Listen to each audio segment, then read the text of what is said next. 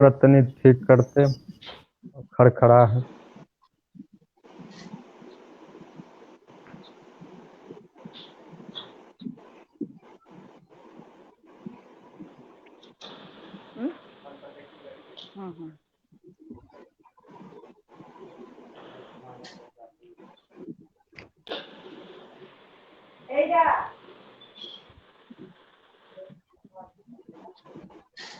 खर खर करता है आवाज।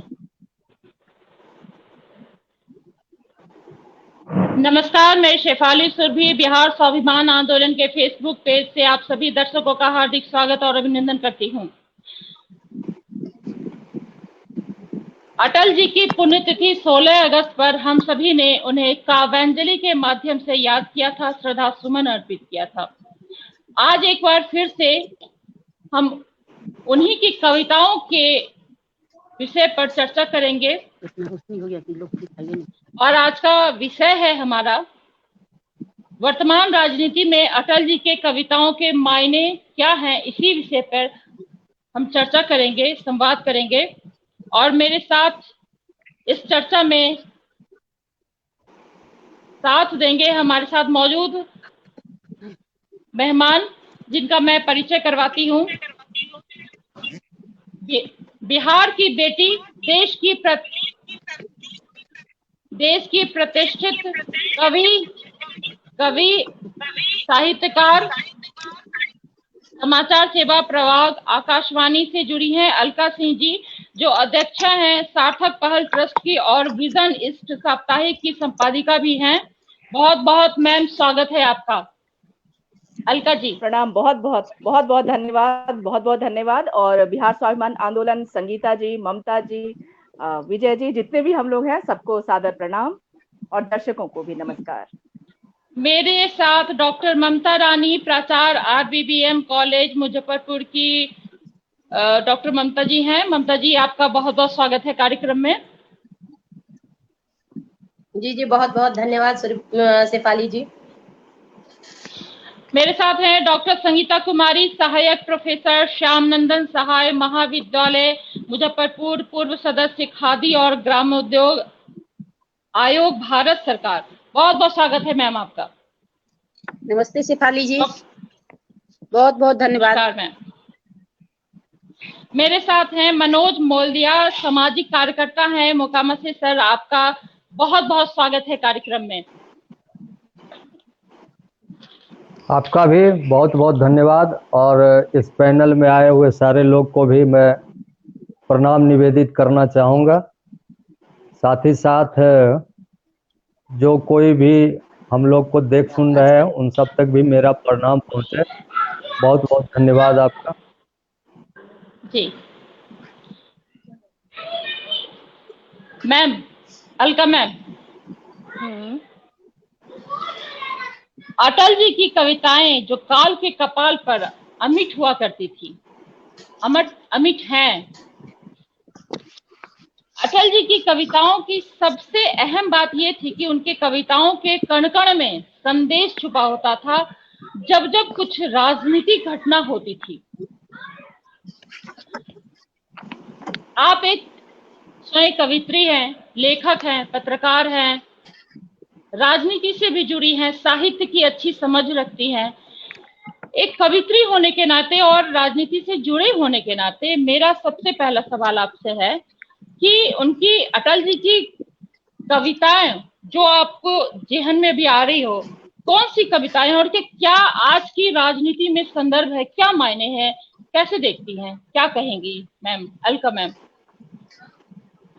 सबसे पहले तो उन उच्च विभूति जो थे और अटल जी, जैसा कि नाम है अटल, तो निश्चित रूप से वो सदैव अटल हैं और एक ऐसा व्यक्तित्व जिसमें कि सबसे अच्छी बात ये थी कि वो पत्रकार थे, कवि हृदय थे। और जो व्यक्ति कवि होता है ये तो निश्चित मानिए कि उसमें संवेदनाएं जो होती हैं, शब्दों से कैसे आप, शब्दों की जो बाजीगरी होती है वो, क्योंकि शब्द जो हैं, जब आप बहुत ज्यादा उदास हो, परेशान हो, पराजय की स्थिति हो, जय की स्थिति हो, उसमें शब्द एक ऐसा औजार है, आप उसको औजार कहिए, आप उसको हथियार कहिए, या उसको संवेदनाओं को भी सहलाने में बहुत महत्वपूर्ण भूमिका निभाता है। तो जो हम जब अटल जी की बात करते हैं तो इनकी शैली और शब्दों का जो आकर्षण था वो ऐसा अद्भुत आकर्षण था कि पक्ष ही नहीं, विपक्ष ही नहीं, वो कोई भी एक जो जनमानस था जो सोच सकता था, समझ सकता था, और अगर वो उदास हो गया है तो उसमें एक नई ऊर्जा भर देता था। वो एक ऐसे शब्द थे, और उनकी जो ओजस्वी कवि के रूप में भी हो चाहे, और उन्होंने कहा भी था कि मेरी कविता जो है वो जंग का ऐलान है, पराजय का प्रस्तावना नहीं। और जब वो कहते हैं कि ये चंदन की भूमि है, अभिनंदन की भूमि है, इसका कंकर कंकर शंकर है, इसका बिंदु बिंदु गंगाजल है, हम जिएंगे तो इसी के लिए, हम मरेंगे तो इसी के लिए। तो समझिए कि जिस व्यक्ति ने, जिन शब्दों ने ये जो पूरी रचना की है, या और भी हम लोग जब कार्यक्रम में आगे बढ़ेंगे तो देखेंगे कि ये जो एक एक शब्द थे इसमें इतना हुंकार था कि वो कवि क्या सोचता है। और जब वो उन्होंने जब एक जगह कहा कि सच्चाई ये है कि केवल ऊंचाई ही काफी नहीं होती, जब व्यक्ति कहीं पे पहुंच जाता है, शिखर पे पहुंच जाता है, तो निश्चित रूप से वहां पे वो कहते हैं कि सच्चाई ये है कि केवल ऊंचाई ही काफी नहीं होती, सबसे अलग थलग, परिवेश से पृथक, अपनों से कटा छटा, शून्य में अकेला खड़ा होना पहाड़ की महानता नहीं, मजबूरी है। ऊंचाई और गहराई में आकाश पाताल की दूरी है। और बहुत अच्छे से कहते हैं कि जरूरी ये है कि ऊंचाई में साथ विस्तार, ऊंचाई के साथ साथ विस्तार भी हो, और जिससे मनुष्य ठूठ सा खड़ा ना हो, औरों से घुले मिले, किसी को साथ ले, किसी के संग चले। तो ये जो बात होती है, समग्रता की जो बात होती है, इसमें एकल की कोई बात नहीं है और अकेला चलने वाली बात नहीं है। वो तो ठीक है कि जब आप आवाहन करते हैं, जब आप नेतृत्व करते हैं, तो निश्चित रूप से आप उस समय अकेले होते हैं, लेकिन जैसे जैसे आपके शब्द, और सबसे बड़ी बात यह है कि आज भी आप देखिए कि ये शब्द ही हैं जो आपको किसी के पास लाते हैं, किसी से दूर करते हैं। तो उनको बहुत अच्छे से पता था कि किस शब्द को कहाँ, कैसे और किस तरह से उसका प्रयोग करना है। और हम लोग सब लोग जानते हैं जैसे शब्द ब्रह्म है, तो ये सोए मानस को जगाने के लिए, सोए मानस को झंकृत करने के लिए। और ये सोचिए कि ये जो सारा, पहले वो पत्रकारिता से जब उन्होंने शुरुआत की तो वो भी शब्दों की ही पूरी बाजीगरी है कि आप किस तरह से अपने शब्दों को, कलम की नोक पे उन शब्दों को इस तरह से रखते हैं कि जनमानस जो है वो उद्वेलित भी हो जाता है, अगर बहुत ज्यादा उद्वेलित है तो वो शांत भी हो जाता है। तो शब्दों का अपना एक अलग पूरा संसार था। और ये बहुत अच्छी बात थी। उन्होंने एक और, ये लोग कहते हैं जो हमारा कवि समाज है, कवियों की जो एक हमारी पूरी जो उनका समाज है, वो ये निश्चित रूप से कहता है कि उन्होंने ये बता दिया कि एक कवि जो है वो प्रधानमंत्री बन सकता है, भले ही प्रधानमंत्री कवि बन सके या नहीं बन सके। ये मतलब बात ये कही जाती है। और ये हमारे लिए बड़े सौभाग्य की बात थी कि एक प्रधानमंत्री, और ये इसलिए भी बहुत ज्यादा उनके व्यक्तित्व का सबसे सकारात्मक पक्ष था कि शब्द जो थे, उन्होंने शब्दों की अहमियत को समझा, चाहे वो यूएनओ में उनका भाषण हो या संसद में दिया गया उनका भाषण हो। और जब जब लोगों ने उन्हें सुना तो बहुत ध्यान से सुना और पूरे समर्पण के साथ सुना। जी, आपको अलका जी, मेरा सवाल अलका जी आपसे एक, जी मैं आपके पास आ रही हूँ। इतना कुछ है, बहुत कुछ है, इतना कुछ, बहुत कुछ है अटल जी के बारे में कहने, सुनने, बोलने के लिए, लिखने के लिए, सोचने के लिए। और जो आज का विषय है हमारा, बहुत ही गंभीर विषय है, हमने ले लिया है गंभीर विषय, और ये हमारे लिए भी चुनौती है। और आप सभी का सहयोग चाहिए कि इसको किस तरह से समझा जा सकता है, किस तरह से समझा जा सकता है कि अटल एक, समझिए कि एक शख्सियत ऐसे थे जो कभी भी निराशा की बात नहीं करते थे, चाहे वो, और सबसे मिलनसार स्वभाव था, सादगी भरी थी उनमें, शालीनता थी। बिल्कुल बिल्कुल। पक्ष हो विपक्ष हो, ऊंचाइयों का घमंड नहीं लिए थे। उनका व्यक्तित्व पूरा एक ऐसे खुली किताब की तरह है जो आज भी बहुत मायने रखता है आज की राजनीति में। उनके हर शब्द, हर एक पत्रकार और एक कवि, एक साहित्यकार को समझने वाला व्यक्ति समझ सकता है। लेकिन ये आज की जो परिचर्चा है, आज हम लोग यहाँ इकट्ठे हुए हैं उनकी कविताओं के माध्यम से राजनीति, आज की जो राजनीति हो गई है अजीबोगरीब हो गई है बिल्कुल। मतलब सिर्फ अपने बारे में सोचने की, दूसरे की भी कुछ परवाह नहीं होती है, पार्टी कोई भी हो। तो मेरे मन में एक सवाल है। बोलिए। बोलिए अटल जी। मुझे बोलना आपने जो बात, अलका जी नहीं शेफाली, मेरे मन में जो एक बात आ रही है, जो आपने एक बात कही है कि आज की जो राजनीति है वो है क्या कि आप किसी के सर पे पैर रख के किस तरह से ऊंचाइयों को छू लेते हैं और आपकी गति कितनी तेज है। लेकिन उन्होंने बहुत अच्छे से एक बात कही थी कि हम लोग जो है वो जो ये पार्टी है, जो अगर हम उनकी बात करें या उस पार्टी की बात करें, तो उन्होंने कहा है कि हमें कोई भी चीज जो है वो एकदम से नहीं मिली है, मतलब कोई चमत्कार नहीं हुआ है। हमने अपने लिए अपने आप को तपाया है, अपने आप को गलाया है और उन दधीचियों ने अपने हड्डियों को दिया है, मतलब रक्त मांस मज्जा सारी चीजें हैं। और जब आपको ये कोई 2 मिनट का मैगी वाला नूडल्स वाली बात नहीं है ये कि आप आज आए और एकदम सितारे की तरह चमके और फिर चले गए। नहीं, आप अगर राजनीति में समय देंगे और संयम रखेंगे तो निश्चित रूप से जहां आप पहुंचेंगे वो एक बहुत ही शानदार जगह होगी। उन्होंने बहुत अच्छी जो आपने बात कही कि आज के समय में जब हम देखते हैं कि किस तरह से लोग एक दूसरे के सर पे पैर रख के आगे बढ़ रहे हैं, तो उन्होंने कहा था कि धरती को बौनों की नहीं, ऊंचे कद के इंसानों की जरूरत है, इतने ऊंचे कि आसमान छू ले, नए नक्षत्रों में प्रतिभा के बीज बोले और उन्होंने सही में आजकल क्या है कि आप उन चीजों को खोजिए, उन प्रतिभाओं को खोजिए, वो जिस पृष्ठभूमि से आते थे और जो बिल्कुल जमीन से, उनमें सबसे अच्छी बात जो मुझे लगती थी या हम सबको लगती थी कि उनकी बात हमें अपनी बात लगती थी, अपने मन की बात लगती थी। क्यों? क्योंकि वो व्यक्ति जन्म से उठा था, वो एक एक नब्ज को पहचानता था, वो एक एक की आपकी मनस्थिति क्या है, आप क्या सोच रहे हैं। अगर आप ये सब चीजें समझने सोचने के आप में अगर ये काबिलियत है, आप में अगर ये प्रतिभा है, तो निश्चित रूप से आप जहां बढ़ेंगे और आप सबके, ये सबसे अच्छी बात ये थी कि कई बार लोग कहते थे कि जैसे लोग कहते थे कि इनको नेहरू जी बहुत प्रिय थे, वहां की विदेश नीति बहुत प्रिय थी, तो बहुत लोग कहते थे कि नहीं ये इन पे कांग्रेस का भी असर है।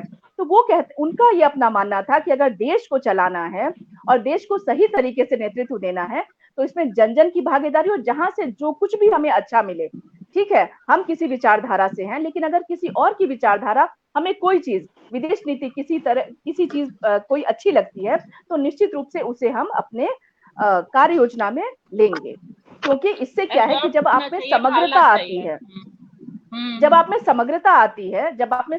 आती है और सबको साथ लेने की बात होती है, तो आप ज्यादा देर तक चल पाते हैं और ज्यादा दूर तक चल पाते हैं। और जहां तक बात है कि उन्होंने कहा कि वो कभी निराश नहीं होते थे, बिल्कुल सही आपने कहा, क्योंकि उन्होंने ही एक जगह कहा है कि आओ फिर से दिया जलाएं, भरी दोपहरी में अंधियारा, सूरज पर छाई से हारा, अंतर तम का नेह निचोड़े, आओ फिर से दिया जलाएं।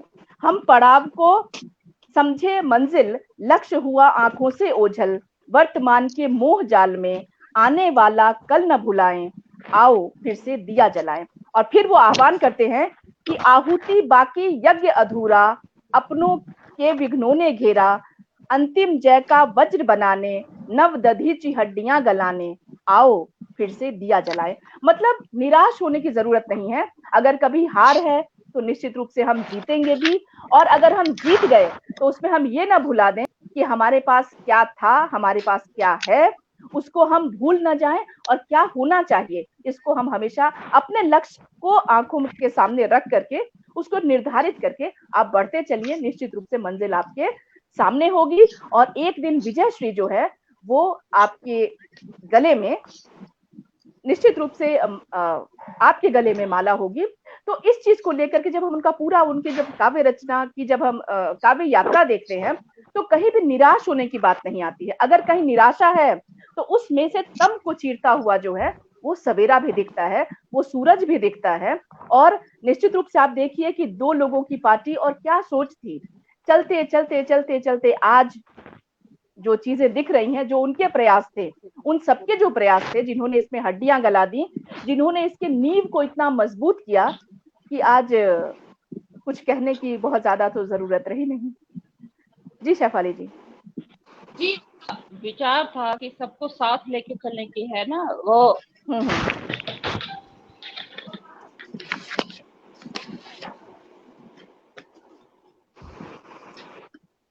जी, उनका साथ लेके चलने की जो उनकी सोच और विचार थी, बहुत ही अद्भुत थी और बहुत ही सराहनीय थी, जो आज कभी देखने को मिलता है। आवाज आ रही है? हाँ हाँ, आ रही है, आ रही है। हेलो, आवाज।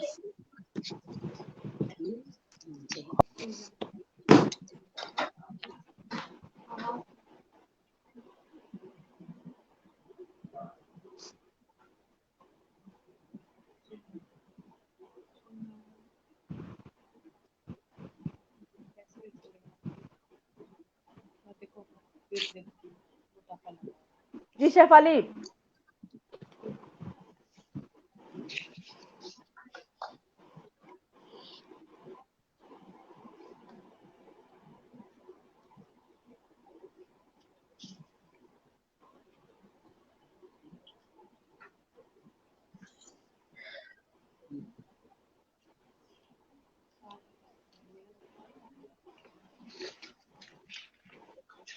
जी मैम, आवाज जी मैम आ रही है? हाँ बिल्कुल आ रही है। अभी आ रही है।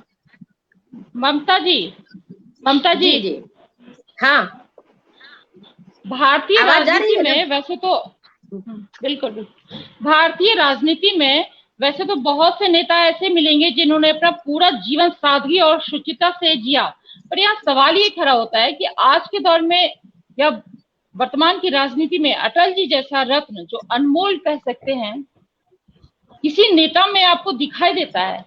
क्या कहेंगे? देखिए, सबसे पहले तो मैं अपनी बात की शुरुआत करूंगी उस प्रखर राजनीतिज्ञ, एक कुशल प्रशासक, एक संवेदनशील कवि अटल जी को नमन करते हुए। अटल जी, मैं साहित्य से हूं तो मैं एक बात पहले उनकी कविताओं के बारे में कहूंगी कि हम लोग साहित्य में एक टर्म है क्लासिक। क्लासिक क्या होता है? जैसे हम लोग बोलते हैं ना कि हाँ ये नॉवेल क्लासिक है, ये रचनाएं क्लासिक है। तो क्लासिक कालजयी रचनाएं होती हैं जो किसी सीमा से परे होती हैं, न पीढ़ियों की सीमा होती है, न समय की सीमा होती है, न किसी काल विशेष से वो बंधा होता है। तो वैसी रचनाएं क्लासिक कहलाती हैं, वैसी रचनाएं कालजयी रचनाएं होती हैं जो हर युग में प्रासंगिक होती है, जो जब रची गई थी तब भी प्रासंगिक और आज के युग में भी जो प्रासंगिक है, उन रचनाओं को हम लोग कालजयी रचना कहते हैं। तो मैं बहुत इस बात से अटल जी की रचनाओं के बारे में पूरे विश्वास और अपनी पूरी जानकारी से ये जरूर कहूंगी कि उनकी रचनाएं कालजयी रचनाएं हैं। एक ऐसा प्रशासक जो पोखरण में परमाणु के विस्फोट पर भी अपनी मजबूत पकड़ रखता है और अपनी कविताओं के माध्यम से वह जोश भी भरता है, वह युवाओं में ओज भी भरता है। उन्होंने कहा था, जैसा कि अभी अलका जी ने बताया, कि मेरी कविता जंग का ऐलान है, पराजय की प्रस्तावना नहीं। वह हारे हुए सिपाही का नैराश्य निनाद नहीं, जूझते योद्धा का जय संकल्प है। वह निराशा का स्वर नहीं, आत्मविश्वास का जय घोष है। तो ये उनकी भावना थी। और राजनीति की जहां तक बात करें, ऐसे कई क्षण आए हैं जो उन्होंने राजनीति को जो अनुभव किया, उन्होंने लिखा। उनकी एक कविता है अनुभूति। अनुभूति में जो पहली कविता है उसमें वो लिखते हैं कि बेनकाब चेहरे हैं, बेनकाब चेहरे हैं, दाग बड़े गहरे हैं, टूटता तिलस्म गहरे हैं, टूटता तिलस्म आज सच से भय खाता हूँ, गीत नहीं गाता गीत नहीं गाता गीत नहीं गाता हूँ। ये उनकी राजनीति की का एक स्याह पक्ष उन्होंने रखा है, एक कटु अनुभव उन्होंने रखा है। तो फिर वही अनुभूति के जरिए दूसरी कविता में कहते हैं, गीत नया गाता हूँ, हार नहीं मानूंगा, रार नहीं ठानूंगा, काल के कपाल पर लिखता मिटाता हूँ, गीत नया गाता हूँ। तो उन्होंने जो अनुभव किया, अपने अनुभवों का निचोड़ उनकी कविताओं में मिलता है। और जो एक सबसे अच्छी चीज जो आज बहुत जरूरी है हमारे देश के लिए, हमारा देश जिस तरीके से विघटन के दौर में जा रहा है, रोज अलगाववाद की जो बातें हो रही हैं, उसमें उन्होंने जो देश को समर्पित करते हुए कविताएं लिखी हैं, निस्संदेह वह कविताएं मन को बहुत छूती हैं। और ये लगता है कि हाँ, अटल जी में एक शासक के साथ साथ एक देश प्रेमी भी था। जब वो बोलते हैं तो लगता है कि हमारे अंदर से ज्वार उठा हो। आज सिंधु में ज्वार उठा है, कुरुक्षेत्र के कण कण में पंचजन्य हुंकार उठा है, जग के मस्तक पर रोली सा शोभित हिंदुस्तान हमारा। तो यह जो शोभित हिंदुस्तान की उनकी कल्पना थी, आपने कहा आज के नेता में, तो निस्संदेह आज के नेता में मोदी जी की वह झलक है, नरेंद्र मोदी जी में वह झलक है। मोदी जी कवि नहीं है, लेकिन उनकी जो भावनाएं हैं अपने देश के लिए हैं, वो भावना कहीं ना कहीं अटल जी ने अपनी कविताओं के जरिए ये अपने कविताओं के जरिए देश को संदेश दिया था। आज हम पाकिस्तान अपने पड़ोसी देशों से जो लड़ रहे हैं, जो साम्राज्यवाद का एक उसकी लहर सी चल उठी है, और चीन, पाकिस्तान, इन देशों से हम लड़ रहे हैं, उस पर भी अटल जी ने कहा था कि कश्मीर के आज के हालात पर भी ये बहुत बहुत मौजू होता है कि एक नहीं दो नहीं करोड़ों, एक नहीं दो नहीं करोड़ 200 समझौते पर स्वतंत्र भारत का मस्तक नहीं झुकेगा। इसे मिटाने की साजिश करने वालों से कह दो, चिंगारी का खेल बुरा होता है। औरों के घर को आग लगाने का जो सपना, वह अपने ही घर में सदा खड़ा होता है। ओ नादान पड़ोसी, ओ नादान पड़ोसी, अपनी आंखें खोलो, आजादी अनमोल, न इसका मोल लगाओ। तुम क्या जानो आजादी क्या होती है। कितना बड़ा संदेश है यह, देखिए कि तुम, ये पूरी पीढ़ी के लिए, नई पीढ़ी के लिए भी है कि तुम क्या जानो आजादी क्या होती है। तुम्हें मुफ्त में मिली न कीमत गई चुकाई, अंग्रेजों के बल पर 2 टुकड़े पाए हैं, माँ को खंडित करते तुमको लाज न आई। ये ओज, ये वाणी अटल जी की थी। और ये जो देश प्रेम का जज्बा है, निस्संदेह यह उनको हर राजनीतिज्ञ से अलग एक व्यक्तित्व देता है। खड़ी बात कहने वाले, अटल जी में आक्रामकता नहीं थी, वो हमेशा वैचारिकता के समर्थक रहे, लेकिन जब जरूरत पड़ी तो उन्होंने राजनीति के स्याह चेहरे को दिखाते हुए अपनी बात उतनी ही प्रखरता के साथ कही। उनकी कविता दूध में दरार पड़ गई, वह भी कहीं ना कहीं एक मन जब नहीं मिलता तो क्या स्थिति उत्पन्न होती है, उस पर उन्होंने कहा। उन्होंने सत्ता के संघर्ष पे जो कहा, वह भी आज बहुत मौजूद है। जैसे आज के जो राजनीतिक मायने हैं, उस पर जो उन्होंने कहा था कि सत्य का संघर्ष सत्ता से, सत्य का संघर्ष सत्ता से, न्याय लड़ता निरंकुशता से, अंधेरे में ही चुनौती है, किरण अंतिम अस्त होती है, दांव पर सब कुछ लगा है, झुक नहीं सकते, टूट सकते हैं मगर रुक नहीं सकते, टूट सकते हैं मगर झुक नहीं सकते। तो यह अटल जी का उतना ही विराट व्यक्तित्व है, जो सरकार गिर जाती है तो गिरने देते हैं, लेकिन खरीद फरोख्त की इजाजत नहीं देते। यह एक संवेदनशील व्यक्ति कर सकता है जिसने राजनीति के लिए अपने जमीर को नहीं बेचा है।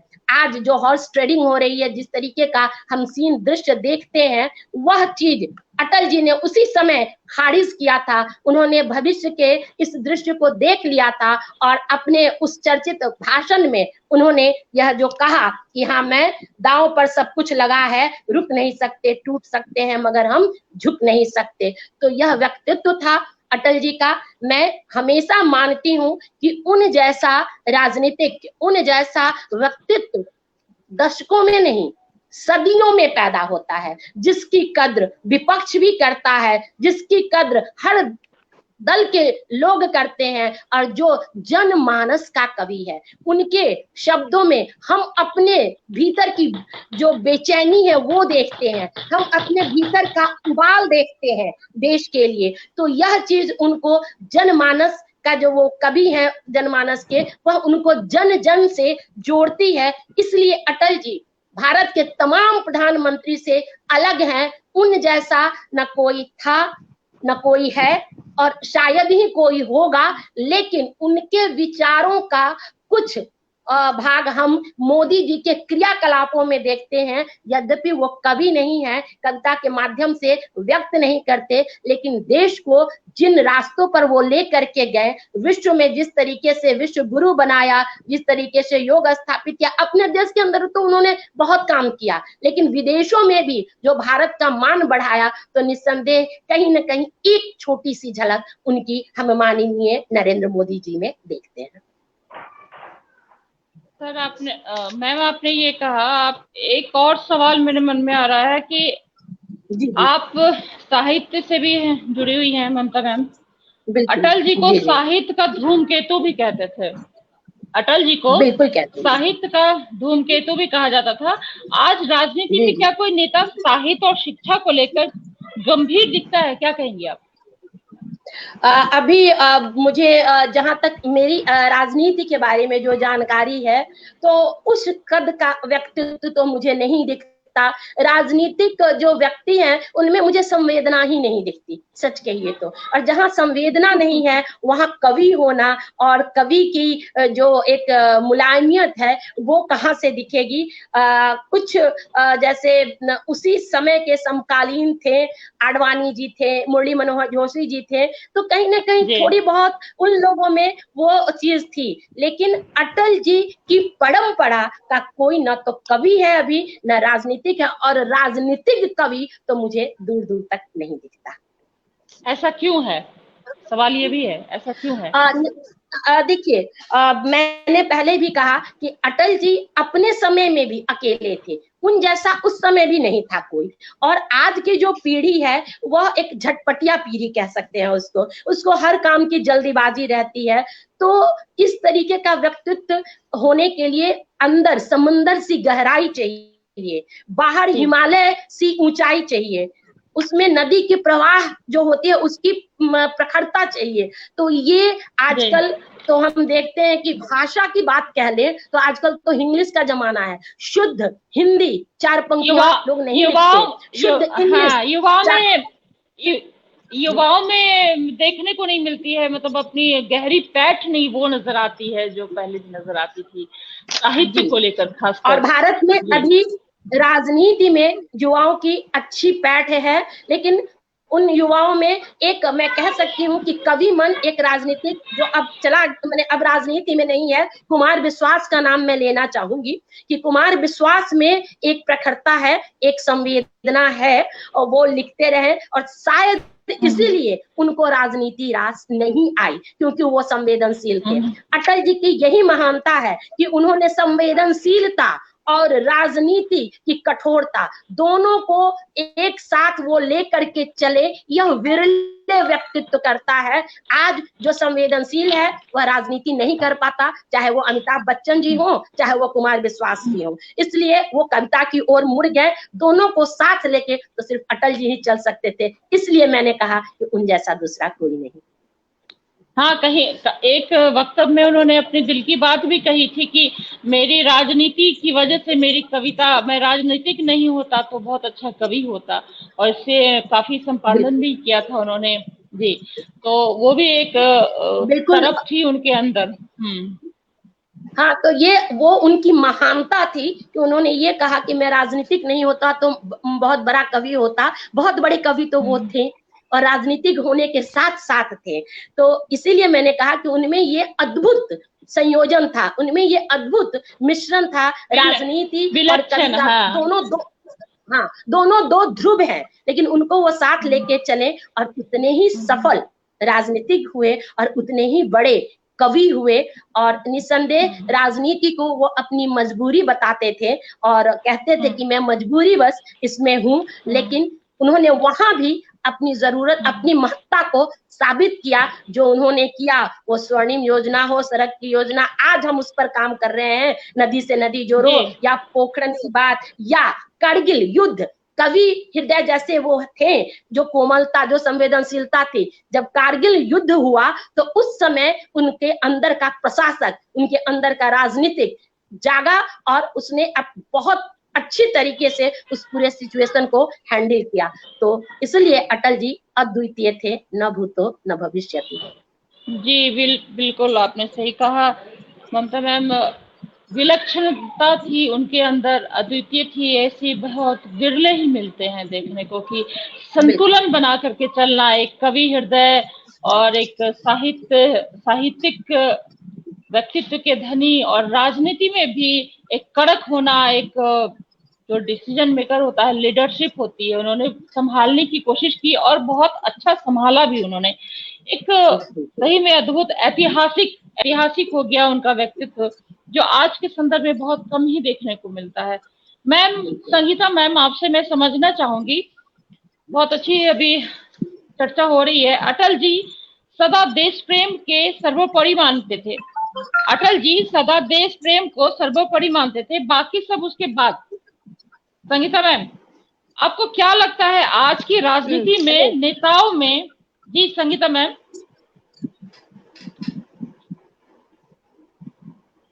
आवाज आ रही है संगीता मैम? आवाज नहीं आ रही। नहीं, आवाज नहीं, फिर से प्रश्न कीजिए, आवाज नहीं आ रही। अटल जी सदा देश प्रेम को सर्वोपरि मानते थे, बाकी सब उसके बाद। बिल्कुल सही है। बिल्कुल अटल जी के बारे में जितना कहा जाए बहुत कम होगा। मेरा सवाल एक और मेरे मन में है, आपको क्या लगता है आज की राजनीति में नेताओं में, चाहे वो पक्ष हो या विपक्ष, किसी में ऐसी गुण दिखाई देता है और ईमानदारी से वो निभाते हुए दिखते हैं, या सिर्फ कुर्सी का फायदा उठाने के फिराक में रहते हैं आज के नेता? नहीं, बिल्कुल आपने सही कहा। मैं सबसे पहले आप लोगों से जुड़ने पर आप लोगों को मैं नमस्कार करती हूं और अटल जी के प्रति मैं अपनी सच्ची श्रद्धांजलि देती हूं। आप लोगों को शायद पता होगा कि मैं अटल जी से बहुत बार मिल चुकी हूं। लगभग 2004 में मैंने उन पे शोध किया था और उस समय से लेके जब तक वो मरे हैं, उस समय, उस मार्च तक, 18 के मार्च में भी मैं उनसे मिली थी। उसके बाद मैं हर वर्ष उनका इंतजार करती थी कि हर वर्ष मैं उनके जन्मदिन पे जाऊं और मुझे इनवाइट करते थे और मैं जाती थी। मैंने किताब पढ़ने के अलावा बहुत सारी बातें उनसे शेयर भी की है। मैंने बहुत बार उनसे बात भी की है और अपनी सारी बातें, वो छोटी छोटी बातें, छोटी छोटी कहानियां, छोटी छोटी समय के जो बदलते परिवेश में जो होते रहा वो हमको बताते थे। जब भी बैठते थे तो कुछ न कुछ अपने बारे में बताते रहते थे। ये उनकी बहुत बड़ी महानता, ये उनकी महानता नहीं बल्कि उनका जन्म जिस परिवार में हुआ, जिस जगह हुआ, उस जगह का उन पे पूरा प्रभाव था। आप जो भी आदमी जहां से जन्म लेता है, उस घर का, उस परिवार का, उस लोगों के साथ जहां इस माहौल में वो रहता है, उसका प्रभाव हमको लगता है कि शायद ज्यादा से ज्यादा पड़ता है। आप जहाँ बहुत बड़े हो जाइए, लेकिन फिर भी जहाँ जन्म होता है, अपनी माँ के, अपने पिता के, अपने दादाजी का प्रभाव जो है सो आपके ऊपर कहीं कहीं दिखता है। उनके दादा, परदादा, उनके पिताजी, सभी लोग हिंदी, संस्कृत और अंग्रेजी तीनों के बहुत बड़े बड़े विद्वान थे। ये डायरेक्ट उन पे असर था। वो मतलब बाय नेचर, बाय ब्लड में उनमें था, इसलिए उनको बाहर से कुछ मिला हुआ नहीं था, सारा उनके अंदर ही था। आवाज आ रही है? जी आप बोले। तो इसलिए उनको बाहर से कुछ बताने की जरूरत नहीं पड़ी। उनके अंदर जो देश की भावना थी, राष्ट्रभक्ति की भावना थी, राष्ट्रभक्ति की जो भावना थी वो उनके अंदर खुद भी थी। और उस समय जो बचपन से जो उन्होंने देखा, तो उसको अपने भावना में आगे लाने के लिए वो बचपन से ही इस चीज को बहुत देखते आए थे, जो देश के साथ क्या हो रहा है और हमको क्या करना है आगे। ये उनके मन में रसा बसा था जो हमको देश के लिए कुछ करना। और बचपन से ही वो से बहुत छोटे से ही वो एक कविता लिखना, जब स्कूल में पढ़ते थे उस समय ही वो कविता लिखते थे। वो उनके स्कूल में एक बार जो हरिवंश राय बच्चन की एक कविता थी उनकी, तो उनको वो पढ़ के बहुत खुश हुए और उसके बाद वो उनको इतना प्रेरित किया। जो उनकी पहली कविता थी जो हिंदू तन मन हिंदू जीवन रग रग मेरा हिंदू परिचय, ये बहुत लंबी कविता है और उन्होंने बहुत सारे चीज उस उम्र में 9th क्लास में पढ़ते थे और उस उम्र में ही उन्होंने बहुत चीज लिख दिया था जो बहुत कम बिरले में होता है। और उसके बाद उनके साथ जितने भी घटित घटना हुए वो सबको एक कविता में जोड़ने का काम करते थे। अपनी जो बात है वो खुशी से हो या दुखी से हो या अपने चिंतन से हो, वो हर चीज को अपने मन में ठान ले। जैसे वो बीमार पड़े, मतलब बीमार पड़े तो फिर उसमें वो लिख दिए एक मौत से ठन गई, मौत से ठन गई जूझने का मेरा कोई इरादा न था, मोड़ पर मिलेंगे इसका कोई वादा न था, रास्ता रोक कर वह खड़ी थी यूं लगा जिंदगी से बड़ी हो गई, हर चुनौती से दो हाथ किए मैंने, आंधियां से जलाए है बुझते दिए, आज झकझोरता तुझे तेज तूफान है, नव भावरों से की बाहों में मेहमान है, पार पाने का कायम मगर हौसला देखकर तूफान का तेवर तेरी ठन गई, मौत से मेरी ठन गई।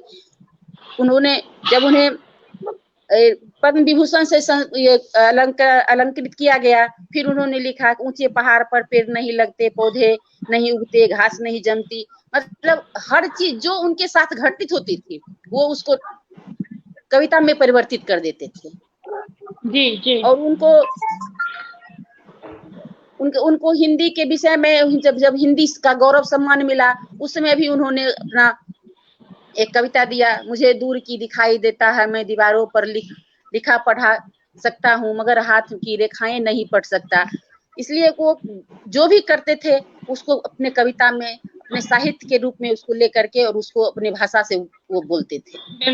इसलिए उनका कोई भी जो आप कह रही हैं कि वो राजनीतिक जीवन में जो कोई दूसरा कोई हो सकता है, मुझे नहीं लगता है कि आज के परिवेश में उनके जैसा सहृदय कोई हो सकता है। ना कोई था, उस समय भी कोई नहीं था, लेकिन उस समय की बात कुछ और थी और आज का परिवेश कुछ और है। उस समय इनके कविता को सुनने के वाले भी लोग अच्छे थे और आज के डेट में तो मुझे लगता है कि ना तो साहित्य से किसी को मतलब है ना कविता से किसी को मतलब है।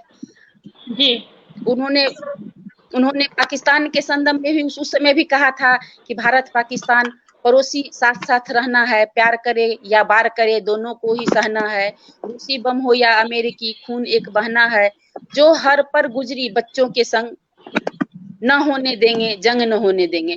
और ये कविता इनकी इतनी लोकप्रिय थी कि जब ये लाहौर गए थे तो उसमें नवाज शरीफ ने इनसे परमिशन लेके ये कविता वहां पे सबको, मतलब जहां उनकी सभा हुई उसमें सबको सुनाए थे। इतनी लोकप्रिय कविता थी और उनके लिए नवाज शरीफ इसका ये मतलब था कि वो इतने ज्यादा वो पॉपुलर थे, इतने सम्मान पाते थे कि एक जो विरोधी देश है जो विचारों के लिए लड़ता रहता है वो भी सम्मान देता था। तो अतुल्य थी ये बात, अद्भुत मतलब सुनने में आती है। जी बिल्कुल ऐसा ही था। वो उनके विपक्षी जो थे वो नेहरू जी के भी उतने ही प्रशंसक थे जितना कि वो अपने दल के लोगों से, दीनदयाल उपाध्याय जी से प्रेरित थे। वो नेहरू जी के बारे में भी बहुत बारे लिखते थे। उनका कहना था कि नेहरू जी अगर राजनीति में नहीं होते तो एक बहुत बड़े दार्शनिक होते। फिर उन्हें भारत के लिखा था ये सब। तो और नेहरू जी भी इनकी बहुत तारीफ करते थे। इनकी यही खासियत थी, अटल जी की यही खासियत है कि वो हर किसी का सम्मान करते थे, तभी तो सम्मान पाते थे। मतलब जैसा आप दोगे सम्मान दोगे तभी तो सम्मान पाओगे। मतलब वो पक्ष विपक्ष ये नहीं देखते थे, सबको साथ लेने की भावना भी थी जो कि उन्हें शब्दों में डाला था। और एक जगह उन्होंने ये भी कहा था अपनी मन की बात थी कि उन्होंने ये कहा था अपने भाषण में कि कभी ना कभी वो द्वंद्व होता है जो राजनीति में व्यस्त रहता है, उसमें राजनीति के मतलब वो साथ लेके नहीं चल सकते हैं। वो भी एक बात थी जो मेरी 51 कविता की भूमिका में इन्होंने मेंशन किया है, उसमें भी है एक बात। जी बिल्कुल। जो भाषण के एक इनकी है अटल जी की मेरी 51 कविताएं, इसमें इन्होंने कही जी थी बात। जी तो जी आप, तो मैम यह आज के संदर्भ में जो हम बात परिचर्चा कर रहे हैं ये है कि क्यों ऐसा क्यों है कि सब अपने अपने कुर्सी इसलिए चाहते हैं कि वो अपनी पदोन्नति, अपने परिवार, अपने रिश्तेदारों और अपने जीवन में ऐशो आराम के लिए ही कुर्सी चाहते हैं। वो भावना नहीं है जो अटल जी में हुआ करती थी। क्या कमी है, आखिर क्यों ऐसा परिवेश है आज की राजनीति में? वो इसलिए ऐसा है कि आज का समय जो है सो अब बिल्कुल व्यक्तिगत स्वार्थ में लिप्त हो गया है, और स्वार्थ के अंदर अपने परिवार, अपना सुख, सत्ता का सुख जो है अपना जो है वो दूसरे को देना नहीं चाहते हैं। चाहते हैं कि जितनी ज्यादा से ज्यादा हो वो हमें, सिर्फ हमें मिले, और इसके लिए नीति, सिद्धांत, साहित्य, कविता कुछ नहीं मायने रखता है। वो सिर्फ अपने स्वार्थ की बात सोचते हैं, जो कि पहले के जो राजनीतिज्ञ लोग थे ऐसा नहीं सोचते थे। कुछ लोग सोचते थे, लेकिन कुछ लोग ऐसा थे कि जो इसके बारे में नहीं सोचते थे। इसलिए ऐसा माहौल बना हुआ है। जी जी। और जी पहले जो भी लोग राजनीति में आते थे, जो कुछ पढ़े लिखे लोग थे, जिसके परिवार से लोग, अच्छे परिवार के लोग आते थे राजनीति में, वो समाज सेवा करने आते थे। आज तो समाज सेवा तो बहुत दूर है, तो कहने का सिर्फ समाज सेवा है। वो अपनी जरूरत के हिसाब से, अपनी मतलब सुख के लिए, अपनी व्यवस्था के लिए, अपने परिवार के ऐश के लिए राजनीति में आते हैं। आज कोई देश के लिए काम करने की इच्छा से राजनीति में नहीं आता है। मर मिटने वाली वो बात नहीं है। एक बात मुझे भी लगती है, जैसे कि आज के परिप्रेक्ष्य में वैसे क्यों नहीं हो रहे हैं लोग। एक तो परवरिश बहुत मायने रखती है। उनके परवरिश, उनके पिता शिक्षक थे और उनको उस तरीके के संस्कार मिले। दूसरा, वो संघ से जुड़े, तो संघ से जुड़कर उन्होंने अपना जीवन समर्पित किया संघ के लिए, आजीवन कुंवारे रहे, तो वो देना जानते थे। उन्होंने अपना जीवन ही दे दिया एक नोबल कॉज के लिए। तो इसलिए मैं कहूंगी कि एक व्यक्ति की कंडीशनिंग होती है, वो जैसे वातावरण में आगे बढ़ता है उस वातावरण का असर होता है व्यक्तित्व पर। तो इसलिए भी ये कहा जा सकता है कि वो संघ को समर्पित थे। उन्होंने शादी नहीं की, उन्होंने अपना पूरा जीवन संघ के माध्यम से देश को समर्पित किया। तो एक तरीके से वो जोगी थे, एक तरीके से उनको राजनीति का भीष्म पितामह भी कहा जाता है। इसीलिए तो वो एक कर्मयोगी थे, एक युग पुरुष थे, और इसलिए उन जैसा जल्दी कोई दूसरा मिलना मुश्किल है। जी मैं आपको एक बात बताती हूँ। महिलाओं के बारे में उनका बहुत अच्छा सोच था। मैं जब उनसे बात की तो महिलाओं के बारे में कुछ बात उन्होंने बताया। तो शादी की बात जब चली तो वो तो पहले बोले कि यत्र नार्यस्तु पूज्यते तत्र रमन्ते तत्र देवता, वो तो उनका नीति सिद्धांत था। लेकिन जब शादी की बात चली तो उन्होंने बताया कि मैंने शादी नहीं की। इसलिए शादी नहीं की कि मैंने जब शादी के समय में हम देखते थे कि लड़कियां जो है सो बिदागरी के समय बहुत रोती थी तो उसके रोने से मुझे आत्मा मतलब विहल हो उठता था, इतना रोती है क्यों। और रोते हुए वो क्या कहती थी, सो सुन लीजिए। बिल्कुल सुनाइए। जी जी मैम। हाँ सुना रहे हैं, 1 मिनट। पहले तो था कि पहले तो महिलाओं को वो पूरा करते थे। महिला पहले पति के साथ रहती थी, पिता रखते धर्म, उसके बाद वो भाई के अंदर रहने लगी, फिर पति के अंदर रहने लगी।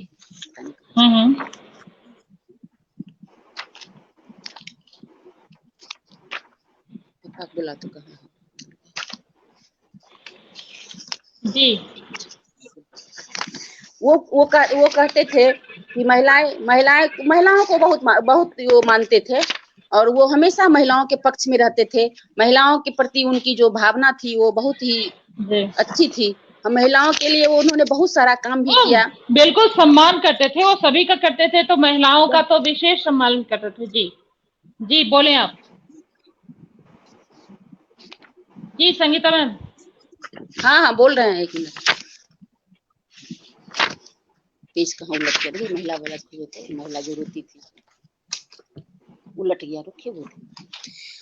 वो हमेशा से वैशाली? हमारे साथ जब हमारी बात नहीं होती थी, पहले तो मैंने पीएचडी किया था उन पे, तो बहुत वो हंसते थे, बहुत हंसने लगे और बोले कि अब मैं पीएचडी का, उसमें प्रधानमंत्री थे वो, तो उन्होंने बताया कि अरे मैं पीएचडी का विषय हो गया हूँ, मुझे तो पता था कि जो पहले बहुत बड़े लोग होते थे जो मतलब ये करते करते मर जाते थे राजनीति में, तो उनके ऊपर शोध किया जाता था। अभी तो हम जिंदा हैं, पद पे हैं, और अभी में हमको शोध का विषय बना दिया गया।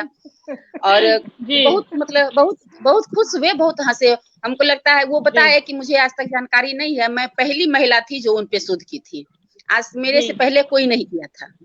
मेरे से बाद उन्होंने बताया कि करुणा शुक्ला उनकी भतीजी थी, वो शायद अमेरिका में रहती थी, तो वो जो है सो वो कम्पिटिटिव पॉलिटिक्स पर वो कर रही थी, तो बोली हमारा और बिल क्लिंटन दोनों का वो करने वाली है और पूछ रही है, लेकिन आपने तो पहले करके दिखा दिया।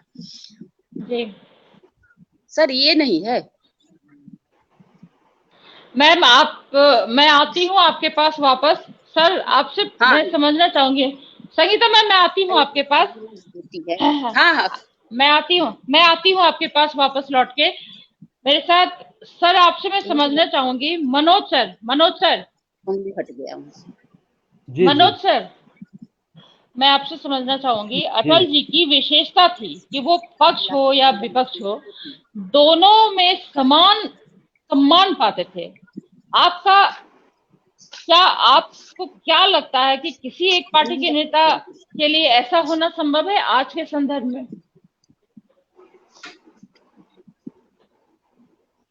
संभव करके तो अभी एक महामानव दिखाए, और जो 2 साल पहले हम लोग को छोड़ के गए,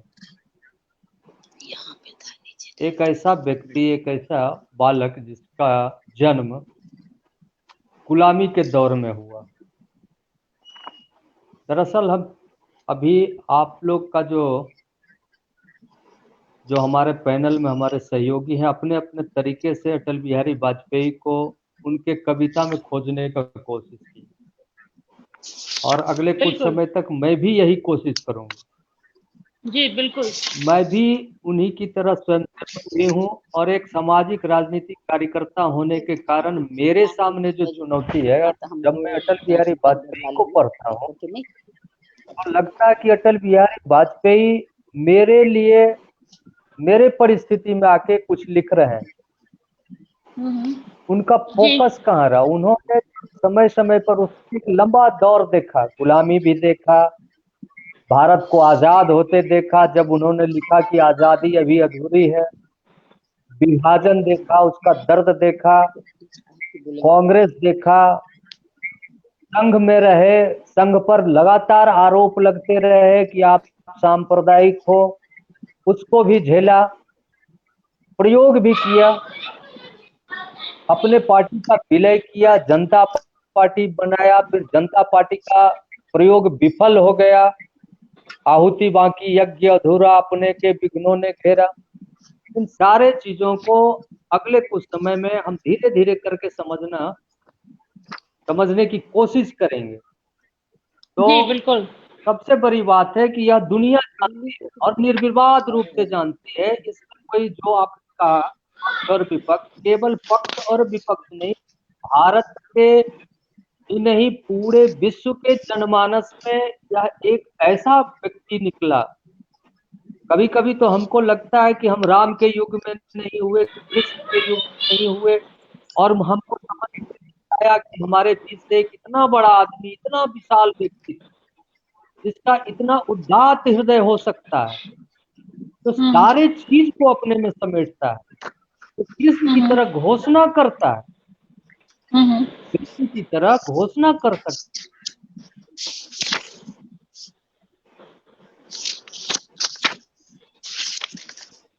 जी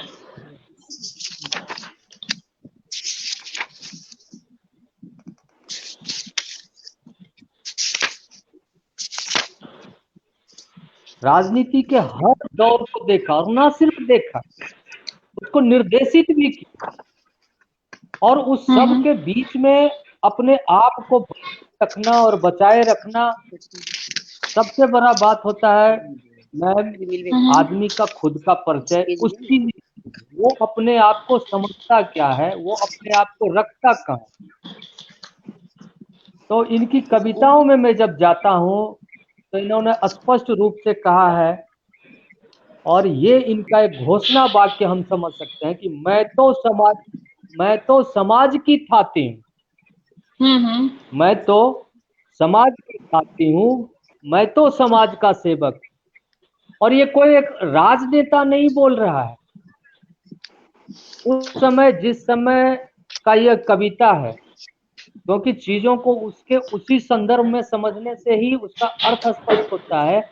एक नौजवान, और उसको यह परिचय प्राप्त हो गया कि मैं कोई व्यक्ति नहीं हूँ, मैं शख्स नहीं हूँ, मैं शख्सियत हूँ।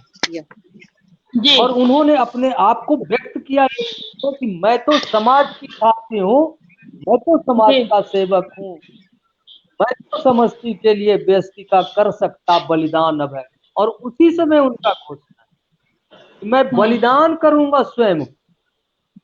और उनकी एक संघ में जब वो स्वयं सेवक थे तो उनकी एक प्रसिद्ध कविता हुई, हिंदू तन मन हिंदू जीवन रग रग हिंदू मेरा परिचय। मेरा परिचय साहस के साथ उस दौर में, जबकि पूरे देश का जो माहौल था, देश आजाद हुआ था, कांग्रेस का शासन आया था और देश एक नई दिशा में चल पड़ी थी।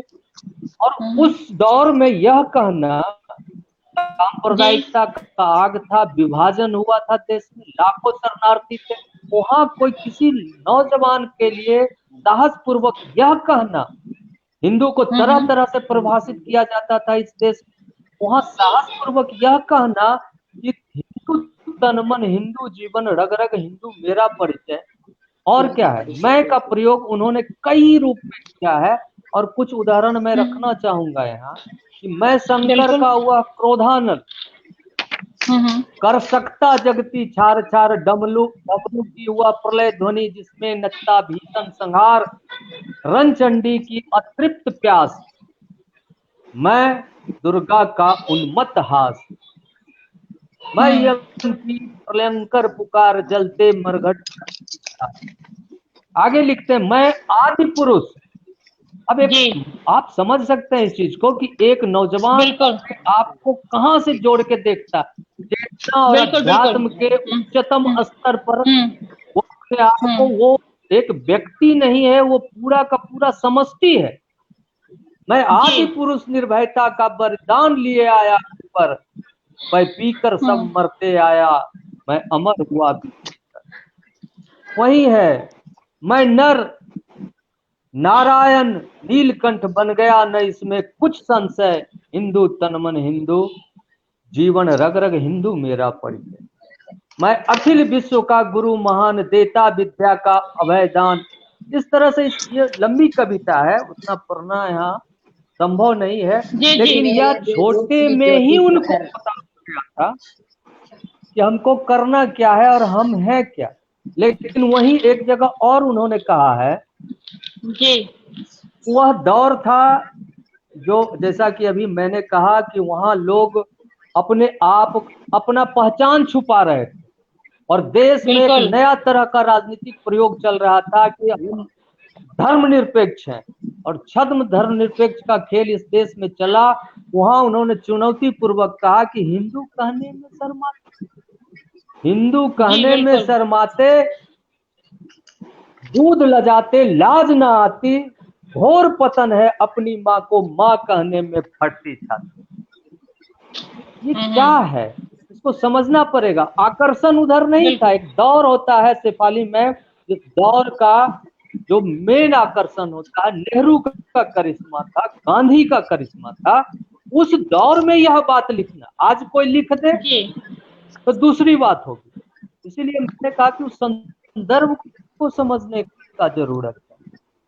और वो राजनीति में उड़ रहे हैं, लेकिन राजनीति को एक नए तरह से देखे हैं।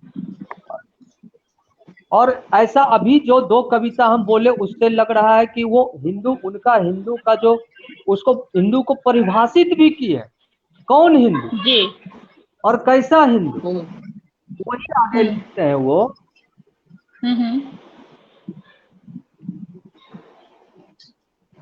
कैसा हिंदू, तो वो लिखते हैं कि पथ के आवर्तों से थककर जो बैठ गया आधे पथ पर, पथ के आवर्तों से थककर जो बैठ गया आधे पथ पर, उस नर को राह दिखाना ही मेरा सदैव का दृढ़ निश्चय।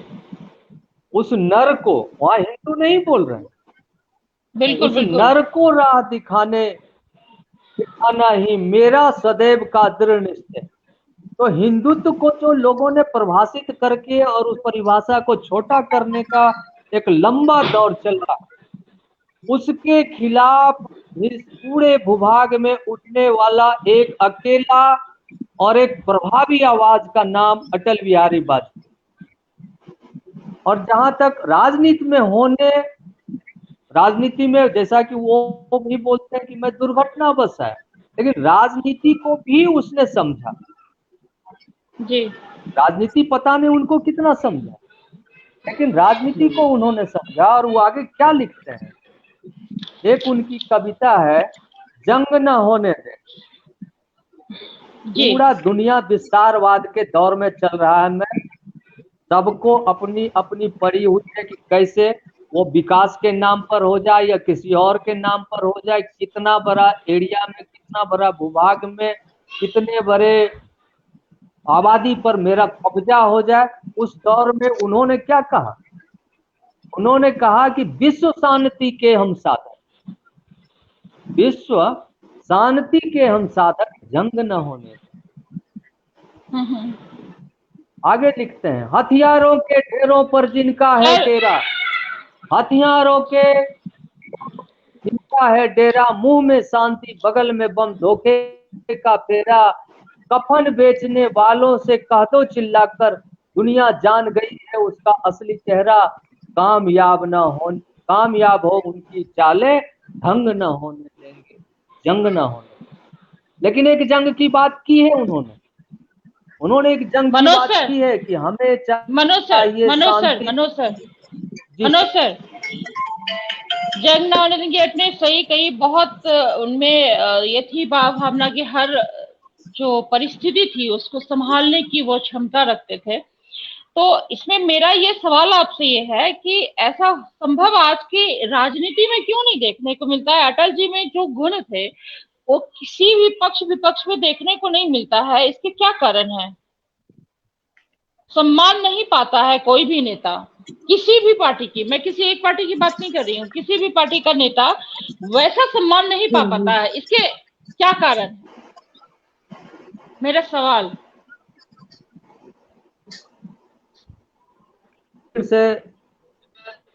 मेरा सवाल मनोज सर आपसे है, किसी भी पार्टी, जी आवाज आ रही है, आवाज आ रही है Manoj sir? Manoj sir, ma'am, Alka ma'am, मैं आपसे समझना चाहूँ, अटल जी ने अपना जीवन देश सेवा में समर्पित कर दिया था। अटल जी राजनीतिक होने के साथ साथ एक साहित्यिक प्रेरणादायी व्यक्तित्व के भी धनी थे। आप खुद एक साहित्य से जुड़ी हैं और समझ भी रखती है, तो आपको क्या लगता है, मेरा सवाल ये है, आपको क्या लगता है वर्तमान परिप्रेक्ष्य में उनकी सोच, उनके विचार कितने प्रासंगिक हैं? अलका मैम। देखिए शेफाली, सबसे पहली बात तो ये है कि जो कवि होता है उसकी सबसे बड़ी विशेषता ये होती है कि वो युग दृष्टा होता है। मतलब अगर उसने 50 साल पहले, 100 साल पहले, 400 साल पहले भी अगर कोई बात लिखी है तो वो आज के समय में भी उतनी ही सार्थक होती है। तो जैसे आपने प्रश्न किया कि वो वैसा और कोई दूसरा क्यों नहीं दिखता है, या और किसी में हमें वो गुण क्यों नहीं दिखते हैं?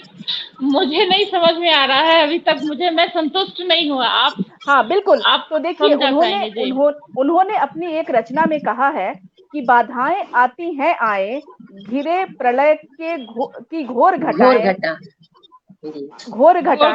पापों के नीचे अंगारे, सर पर बरसे घी ज्वालाएं, निज हाथों में हंसते हंसते आग लगाकर चलना होगा, कदम मिलाकर चलना होगा। और फिर कहते हैं कि हास्य रुदन में, तूफानों में, अगर असंख्यक बलिदानों में, उद्यानों में, वीरानों में उन्नत मस्तक उभरा सीना, पीड़ाओं में पलना होगा, कदम मिलाकर चलना होगा। अब आप ये बताइए कि जो उन्होंने कहा कि पीड़ाओं में पलना होगा, अब आज के समय में देखिए, जब आप बार बार यही पूछ रही हैं कि आज में ऐसा क्यों नहीं हो रहा है, तो ममता जी ने शायद ये बात कही थी कि अगर वो आजकल क्या है कि अगर हम किसी को कुछ संस्कार की बात कहते हैं, कोई मॉरल टीचिंग की बात करते हैं, तो वो कहते हैं कि रहने दो ये सब बातें बेकार की बातें हैं। लेकिन आपका प्रश्न जो है, जो अनउत्तरित तो नहीं है, उत्तर हर जितने भी पैनलिस्ट हमारे अपने हैं तरीके से दिया है। हाँ, बिल्कुल दिया है, बिल्कुल दिया है। तो यही है कि वो उन्होंने भी कहा था कि मतलब छोटी सोच से कोई व्यक्ति बड़ा नहीं हो सकता है ना। अगर आपको बड़ा होना है, अगर आपको विस्तार पाना है, तो निश्चित रूप से अगर आप एक अच्छे प्रवक्ता हैं, वक्ता हैं, तो आपको बहुत अच्छा श्रोता भी होना होगा, क्योंकि जब तक आप सुनेंगे नहीं तब तक आप बोलेंगे क्या, और जब आप बोलेंगे तो उसमें उतनी धार होगी, वो बात उतनी शानदार होगी। और ये एक दिन की बात नहीं है, जैसा मैंने अपने पहले उसमें भी कहा था कि ये एक दिन में कोई अटल नहीं बनता है, एक दिन में अटल, क्योंकि वो अटल है और नाम की बिल्कुल सार्थकता उन्होंने सिद्ध की थी।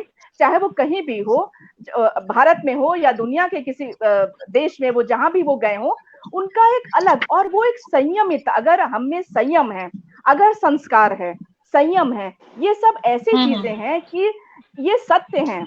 और सत्य जो है ना, वो कहते हैं ना कि सत्य परेशान हो सकता है किंतु पराजित नहीं हो सकता है। लेकिन आज के समय में ये है कि हमारे पास समय नहीं है, लगता है कि नहीं आज हम राजनीति में आए और बस कल हमें शीर्ष शिखर पे पहुंच जाना है। तो आप जो शॉर्टकट्स, अभी भी मोदी जी ने अपने भाषण में कहा था कि शॉर्टकट्स जो होते हैं वो हमारे लाइफ को शॉर्ट कर देते। एक जगह मैंने भी पढ़ा था, रांची में टर्निंग पे लिखा हुआ था कि शॉर्टकट में कट योर लाइफ शॉर्ट। तो हम बचपन से सुनते आ रहे हैं, बचपन से मेरे भी सर बोलते थे कि शॉर्टकट, अपने नाम को शॉर्ट मत लिखो, शॉर्टकट जीवन हो जाएगा। अगर आप उस राजनीति में आने के लिए एन केन प्रकारेण आप जब अपने कर्तव्योत करना शुरू कर देते हैं, तो आपका व्यक्तित्व नहीं बनता है, और वो जो हल्कापन आप में रहता है वो पूरे जीवन, इसीलिए आप सर्वप्रिय नहीं हो सकते हैं, आप लोकप्रिय नहीं, आप नेता तो बन जाएंगे, निश्चित रूप से नेता बन जाएंगे, मंत्री बन जाएंगे, सब कुछ बन जाएंगे, लेकिन जो एक जनता जनार्दन के जो पूज्य होते हैं, जो हम जिसकी तरह बनना चाहते हैं, वो लोग अब बहुत कम दिखते हैं कि हम ये कहें कि हम अटल जी जैसा बनना चाहते हैं। मैं अलका मैम, मुझे ये आपसे मैं आपसे समझना चाह रही हूँ, सोच उनकी जो सोच रही, उनकी प्रासंगिकता है आज के संदर्भ में, कितने लोगों की सोच है मिलती जुलती है। चाहे मैं किसी पार्टी विशेष की नहीं बात कर रही, मैं बात कर रही हूँ नेता की। नेता एक लीडर होता है, लीडर के क्या गुण होते हैं, उसमें क्या खासियत होनी चाहिए, अपनी आप जुड़ी हुई है, पत्रकार भी हैं, आप पत्रकार भी हैं, लेखिका हैं, समझ रखती हैं साहित्य की भी, और आप जिस राजनीति से भी कहीं ना कहीं जुड़ी हुई हैं आप, तो आप क्या कहेंगी इस विषय पे कि कितनी प्रासंगिक है उनके जैसी सोच? थोड़ी सी भी, तनिक भी आपको लगती है कि है सोच किसी भी नेता में, किसी भी नेता में? देखिए, इसमें सबसे बड़ी बात क्या है कि एक तो खैर समय बदला है, इसलिए हम ये नहीं कह सकते हैं कि भारत आज वही है जो 90 में था, भारत आज वही है जो 1950 में था। समय बदला है, कुछ सोच बदली है, लेकिन सत्य जो होता है ना, मतलब आप जो बार बार कह रही हैं, तो चित्त के धरातल पे जब हम आते हैं, बाहर की बात नहीं, जब चित्त के धरातल पे हम आते हैं, तो आपकी और मेरी सोच, आपको जो चीज अच्छी लगेगी, जो यथार्थ है, वो यथार्थ ही रहेगी, चाहे समय कितना भी बदल जाए, इसलिए हमें वो चीज अच्छी लगती है। और जहां तक राजनीति की बात है, तो सबसे पहली बात यह है कि आप अगर पढ़े लिखे हैं, पढ़ना लिखना भी बहुत ज्यादा नहीं, क्योंकि अगर कोई व्यक्ति कम पढ़ा लिखा भी है, उसकी सोच बहुत ज्यादा विस्तृत हो सकती है। तो जो व्यक्ति सबको लेकर के चलने में समर्थ है, जो व्यक्ति अपने मतलब भीतर से इतना मजबूत है कि उसको अपनी प्रतिद्वंदी पे भी नाराज नहीं होता, वो अगर उसने कुछ पूछ दिया, कुछ बोल दिया, तो उसको धैर्य के साथ सुनता है, और अगर उसमें कोई कमी है, आप आज किसी बड़े व्यक्ति को कह के देखिए कि नहीं ये चीज आपने कुछ ठीक नहीं किया, तो पहली बात ये कि आप भीतर से इतने मजबूत नहीं है कि आप उस व्यक्ति से ये सवाल कर सकें, है ना। और अगर आप में सवाल करने का सामर्थ्य है, क्योंकि आपको डर है कि अगर आपने सवाल किया तो आप पार्टी से निकाल दिए जाएंगे, अगर आपने सवाल किया तो आपको ये चीज नहीं मिलेगी, तो जो मिलना, मुझे क्या मिलेगा नहीं, मैं कहीं भी रहूं, समाज सेवा करूं, राजनीति में रहूं, कवि रहूं, कुछ भी रहूं, पत्रकारिता में रहूं, लेकिन मैं अपनी कलम ना बेचूं। मतलब वो सम्मान किस काम का कि आप अपना पूरा स्वाभिमान गिरवी रखते हैं, है ना। वो सम्मान हमें नहीं चाहिए। और अटल जी ने भी यही कहा था कि अगर एक वोट से अगर सरकार गिरती है तो गिर जाए, मैं उसे चिमटी से भी नहीं छूंगा और ये सब मैं नहीं करूंगा। ये वही व्यक्ति कह सकता है जो ये सोच चुका है कि नहीं, राजनीति में चाहे कुछ भी आए, कैसा भी समय आए, लेकिन समझौता वो वाला, मतलब इस एक नैतिकता होनी चाहिए। आज जो सबसे बड़ी कमी नेताओं में, राजनेताओं में हम जो देखते हैं उसमें यह है कि उनको खोने का बहुत ज्यादा डर है, क्योंकि उन्होंने अपना उस तरह का कुछ नहीं बनाया है कि वो सर्वप्रिय हो सके। जो व्यक्ति सर्वप्रिय है वो आज भी, ऐसे नेता, ऐसी बात नहीं है, आज बहुत से ऐसे नेता हैं, हम उन्हें शायद इसलिए नहीं जानते हैं कि बहुत ज्यादा चमक में नहीं रहते हैं, लेकिन आज भी ऐसे बहुत से लोग हैं, हर क्षेत्र में हैं। ऐसे राजनेता भी हैं जो बिल्कुल जो कहते हैं, मतलब मन, क्रम और वचन से अगर वो जो कहते हैं वो वैसे होते हैं। तो इसके लिए आपको भीतर से मजबूत होना होगा, और ये जो भीतर की मजबूती है ना, ये आपके परवरिश से ही आएगी। इसके लिए कोई इंस्टीट्यूट नहीं है, इसके लिए कहीं से कोई आप कोर्स नहीं कर सकते हैं। जो भीतर की मजबूती होती है वो भीतर से ही आती है, और जो भीतर से मजबूत होगा वो किसी से नहीं डरेगा। मतलब जो सच है, जो खरी बात है वो कहेगा, आपको अच्छी लगे तो बहुत अच्छी बात, ना अच्छी लगे तो भी उसको कोई दिक्कत नहीं है। और सबसे बड़ी बात ये होती है कि ये राजनीति का सौभाग्य था, ये अटल जी का सौभाग्य नहीं था, ये राजनीति का सौभाग्य था कि उसको एक ऐसा युग पुरुष मिला, जिसकी मेहनत से, जिन लोगों की मेहनत से, उस तरह के जो नींव के पत्थर एक तरह से हैं, उन लोगों की मेहनत से आज ये पार्टी यहाँ तक पहुंची है कि 303, मतलब कहाँ 2 और कहाँ 303, ये एक दिन का चमत्कार नहीं है, ये चरैवती आप चलते रहिए और हार नहीं मानूंगा, इस तरह की जो बात है। और जो हार नहीं मानता है वो निश्चित रूप से अपने जो उसका लक्ष्य है, जो निर्धारित लक्ष्य है, और आरएसएस से जुड़े थे, स्वयं सेवक थे, तो निश्चित रूप से तपे हुए थे। और वो इस माटी के, जब वो कहते हैं कि तन मन हिंदू, मेरा जीवन मेरा परिचय, रग रग में जो हिंदू की बात करते हैं, तो और उन्होंने जो एक बात कही है वो ये है कि हिंदू के नाते उनका दुख सुनाते, यदि तुम्हें लाज आती तो सीमा के पार चलो, सभ्यता जहां कुचली जाती। आज जो सीएए की बात हो रही है और इस तरह की जो बात हो रही है, तो उसमें उन्होंने उस समय वो चीज कही है कि चलिए सीमा के पार, जहां सभ्यताएं कुचली जा रही हैं। तो इस तरह से कहना और उस समय कहना। और एक और जो बात चली थी, दूध में दरार वाली भी जो बात चली थी, उसमें भी उन्होंने यही कहा था कि भेद में अभेद पड़ गया, है ना, भेद में अभेद पड़ गया, दूध में दरार पड़ गई। तो ये जो शब्दों के माध्यम से शब्द बड़े ही मारक होते हैं, अगर सही जगह पे लग जाए तो वो क्रांतिकारी, एक क्रांति, शब्दों से ही क्रांति भी होती है और शब्दों से ही शांति भी होती है। और ये चीज कोई जो कवि होगा, और निश्चित रूप से जो युग कवि होगा, है ना, उसकी बोली में, उसकी आवाज में उतना दम होता है। क्योंकि अटल जी इसलिए बहुत अच्छे, क्योंकि वो उनमें एक बड़ा अच्छा पूरा वो था, संयोजन था उनमें मुलायमियत भी थी, बहुत ज्यादा बहुत नाजुक। हाँ, ये आपको कविता के लिए चाहिए, लेकिन जब राजनीति की बात आती है, जब नेतृत्व की बात आती है, तो वो जो हुंकार भरी जाती है वो अटल जी है। और आज माननीय मोदी जी क्यों इतने प्रिय हैं कि उनकी बात जब होती है तो हमें लगता है कि हमारा मन बोल रहा है। जब वो मन की बात करते हैं, या लाल किले के प्राचीर से जो उन्होंने अभी इस बार बात कही है सारी, या जब भी वो संबोधन करते हैं, क्यों ऐसा लगता है कि हमारा मन बोल रहा है? क्योंकि वो व्यक्ति भारत के लिए सोचता है। अटल जी ने भी कहा था ना कि चाहे सरकारें आएंगी जाएंगी, इससे मतलब नहीं है, देश को चलना है, लोकतंत्र को मजबूत रहना है। तो जहां से जो अच्छी बात है, ये राजनेता में, आज के राजनेताओं में बहुत जरूरी है कि हम इतनी जल्दी हम क्यों घबरा जाते हैं, क्यों हमें डर लगता है कि सब कुछ छिन जाएगा। आप भीतर से मजबूत बनिए, उसके बाद आप अलका जी, हाँ, कहीं ना कहीं ना कहीं हम लोग आदर्श गढ़ने में भी पीछे हैं। हम अपने बच्चों को या नई पीढ़ी को वो आदर्श नहीं दे पाते जो अटल जी के जमाने में उन लोगों को मिला। आज हर कोई चाहता है कि भगत सिंह पैदा हो, लेकिन पड़ोसी के घर में। अपने बच्चे सच बोलते हैं तो वो अपना सिर पीटते हैं और कहते हैं कि ये हरिश्चंद्र की औलाद मेरे घर में क्यों हो गया। तो हम कहीं ना कहीं प्रतिमान गढ़ने में, आदर्श गढ़ने में भी चूकते हैं। मैं एक शिक्षाविद हूँ और मैं देखती हूँ कि आज के बच्चों के आदर्श सलमान खान और शाहरुख खान हो रहे हैं, नेताजी सुभाष चंद्र बोस या भगत सिंह या मंगल पांडे जैसे लोग नहीं हो रहे हैं, लाला लाजपत राय जैसे लोग नहीं हो रहे हैं। तो यह युग जो है संक्रमण का काल है। तो यह भी एक कारण है। बिल्कुल बिल्कुल बिल्कुल।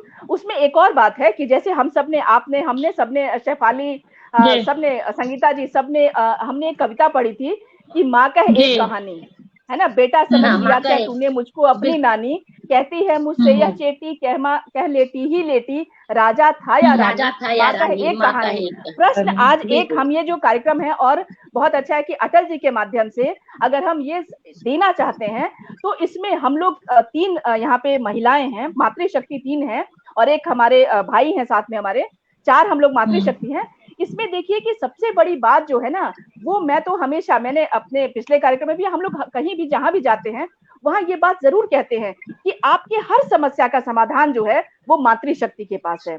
आप उसको समझिए और आप में वो शक्ति है, क्योंकि आप वो चीज बना सकती हैं।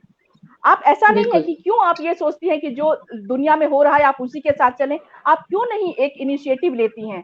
क्यों नहीं आप अपने बच्चे को तो कम से कम बना सकती हैं, बाकी को छोड़ दीजिए। उस बच्चे को थोड़ी, हो सकता है उस बच्चे को थोड़ी सी परेशानी हो, लेकिन वही बच्चा जो है विवेकानंद बन सकता है, वही बच्चा अटल बन सकता है, वही बच्चा जो है वो कुछ भी बन सकता है। आप उसको बना के तो मैं तो हमेशा ये बात होती है कि मातृशक्ति जो है वो अपनी शक्ति को, मतलब उसको जरा झकझोरने की जरूरत है और जगाने की, मतलब जागृत तो है वो, लेकिन कभी कभी हम ऊँघने लगते हैं। तो उस ऊँघ के दौर से जो है अगर बाहर निकालेंगे तो ये जो हम सवाल है कि आज क्यों नहीं ऐसा हो रहा है, या आज उस समय ऐसा हुआ, आज क्यों नहीं हो रहा है, तो ये आज क्यों नहीं हो रहा है, इसका सारा जवाब, इसका सारा उत्तर जो है वो हमारे पास ही है, हम खुद से ढूंढे। जी सर, मनोज सर, एक सवाल आपके लिए मेरे मन में है सर। ये अटल जी जब बोलते थे तो उनकी वाणी में एक ऊर्जा होती थी, शालीनता होती थी, तेज होता था और एक नैसर्गिकता होती थी, मतलब वो बहुत ही दिल से बोलते थे। आज के नेता का संवाद, उनकी भाषा शैली ऐसी होती है जिसे भारत की गरिमा को सिर झुकाना पड़ता है। इस पर क्या कहेंगे मनोज सर? भाषा पर जो उनकी पकड़ थी, वो उनके शब्द जो होते थे वो शब्द खोखला नहीं था, शब्द के पीछे पूरा का पूरा उनका शख्सियत था, उनका व्यक्तित्व था। क्योंकि जिस राजनीति में अटल बिहारी वाजपेयी थे, और जो उनके टिप्पणी को आप देखें, उनकी एक कविता का विशेष रूप से मैं यहाँ उल्लेख करना चाहूंगा, और वो भारत के हर राजनीतिक के विद्यार्थी को अटल जी कहना क्या चाहते हैं। उन्होंने एक जगह कहा है कि कौरव कौन पांडव कौन टेढ़ा सवाल है, कौरव कौन पांडव कौन टेढ़ा सवाल है, दोनों ओर शकुनी का फैला कूट जाए। उन्होंने न पक्ष को स्पेयर किया है, न विपक्ष पर कोई टिप्पणी किया है। ये उनकी टिप्पणी को ये समझिए कि मैं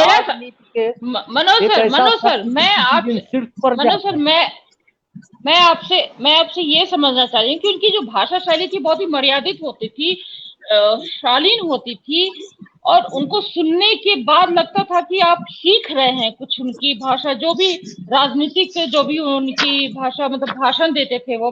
लेकिन आज की जो है वो गरिमामयी नहीं रह गई है। मेरा सवाल ये है, इस पर आप क्या कहेंगे? गरिमा खोती जा रही है, आज की किसी भी नेता की भाषा इतनी गरिमामयी नहीं रह गई है, और इस पर आपके क्या विचार हैं सर? ऐसा क्यों होते जा रहा है, ऐसा माहौल क्यों होता जा रहा है, भाषा शैली? हाँ हाँ, ये मैडम हम उन्हीं की एक कविता है जिसके माध्यम से समझने की कोशिश करते हैं। उनकी एक कविता है कि सत्य का संघर्ष सत्ता से, सत्य का संघर्ष सत्ता से, सत्ता से। न्याय लड़ता बिल्कुल। निरंकुशता से, अंधेरे ने दी है चुनौती, किरण अंतिम अस्त होती है। कहने का मतलब है कि आज सारा का सारा अधिष्ठान जो है, सारा का सारा राजनीति जो है, वो सिर्फ और सिर्फ इसलिए है कि हम किसी तरह से सत्ता में पहुंचे। तो जब आपका फोकस ही इस तरह का होता है तो निश्चित रूप से भाषा तो उसी तरह की निकलेगी। अटल जी ने एक जगह कहा है कि मासूम बच्चों, बूढ़ी औरतों, जवान मर्दों की लाश के ढेर पर चढ़कर सत्ता के सिंहासन पर पहुंचना चाहते हैं, उनसे मेरा एक सवाल है, क्या मरने वालों के साथ उनका कोई रिश्ता? अब इस तरह के मनोभाव जो अटल जी ने स्वयं लिखा है, राजनीतिक व्यवस्था पर ही एक टिप्पणी है कि जो सिर्फ और सिर्फ आग में जले बच्चे, वासना की शिकार औरतें, राख में बदले घर, न सभ्यता का प्रमाण पत्र है, न देशभक्ति का तगमा। लेकिन हम कर क्या रहे हैं? निर्दोष रक्त से सनी राजगद्दी, ये उन्हीं की कविता की लाइन। निर्दोष रक्त से सनी राजगद्दी, शमशान की धूल से भी गिरी है, सत्ता की अनियंत्रित भूख रक्त पिपासु से भी बुरी। ये सत्ता का जो अनियंत्रित भूख है, इसमें भाषा का मर्यादा कहाँ रह जाता है? भाषा का मर्यादा का कहीं कोई प्रश्न नहीं उठता। आज तो हम कुछ भी करके सुबह कुछ बोलेंगे, शाम कुछ बोलेंगे। आप देख, ढेरों राजनेता उनके आज क्या बोले और कल क्या बोलेंगे उसमें अंतर है। और अंतर इतना बड़ा है कि आप तो उसी उधेड़बुन में रह जाएंगे। उनकी एक कविता है क्षमा याचना मैडम, इसको थोड़ा संक्षेप में सर, संक्षेप में।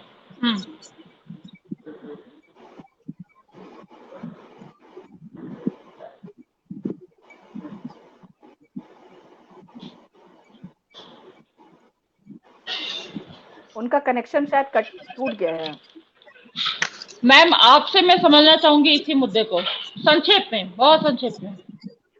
देखिए अटल जी, हाँ अटल जी की ही पंक्तियां हैं कि छोटे मन से कोई बड़ा नहीं होता, छोटे मन से कोई बड़ा नहीं होता, टूटे मन से कोई खड़ा नहीं होता। खड़ा नहीं तो होता। आज सबसे खड़ा नहीं होता।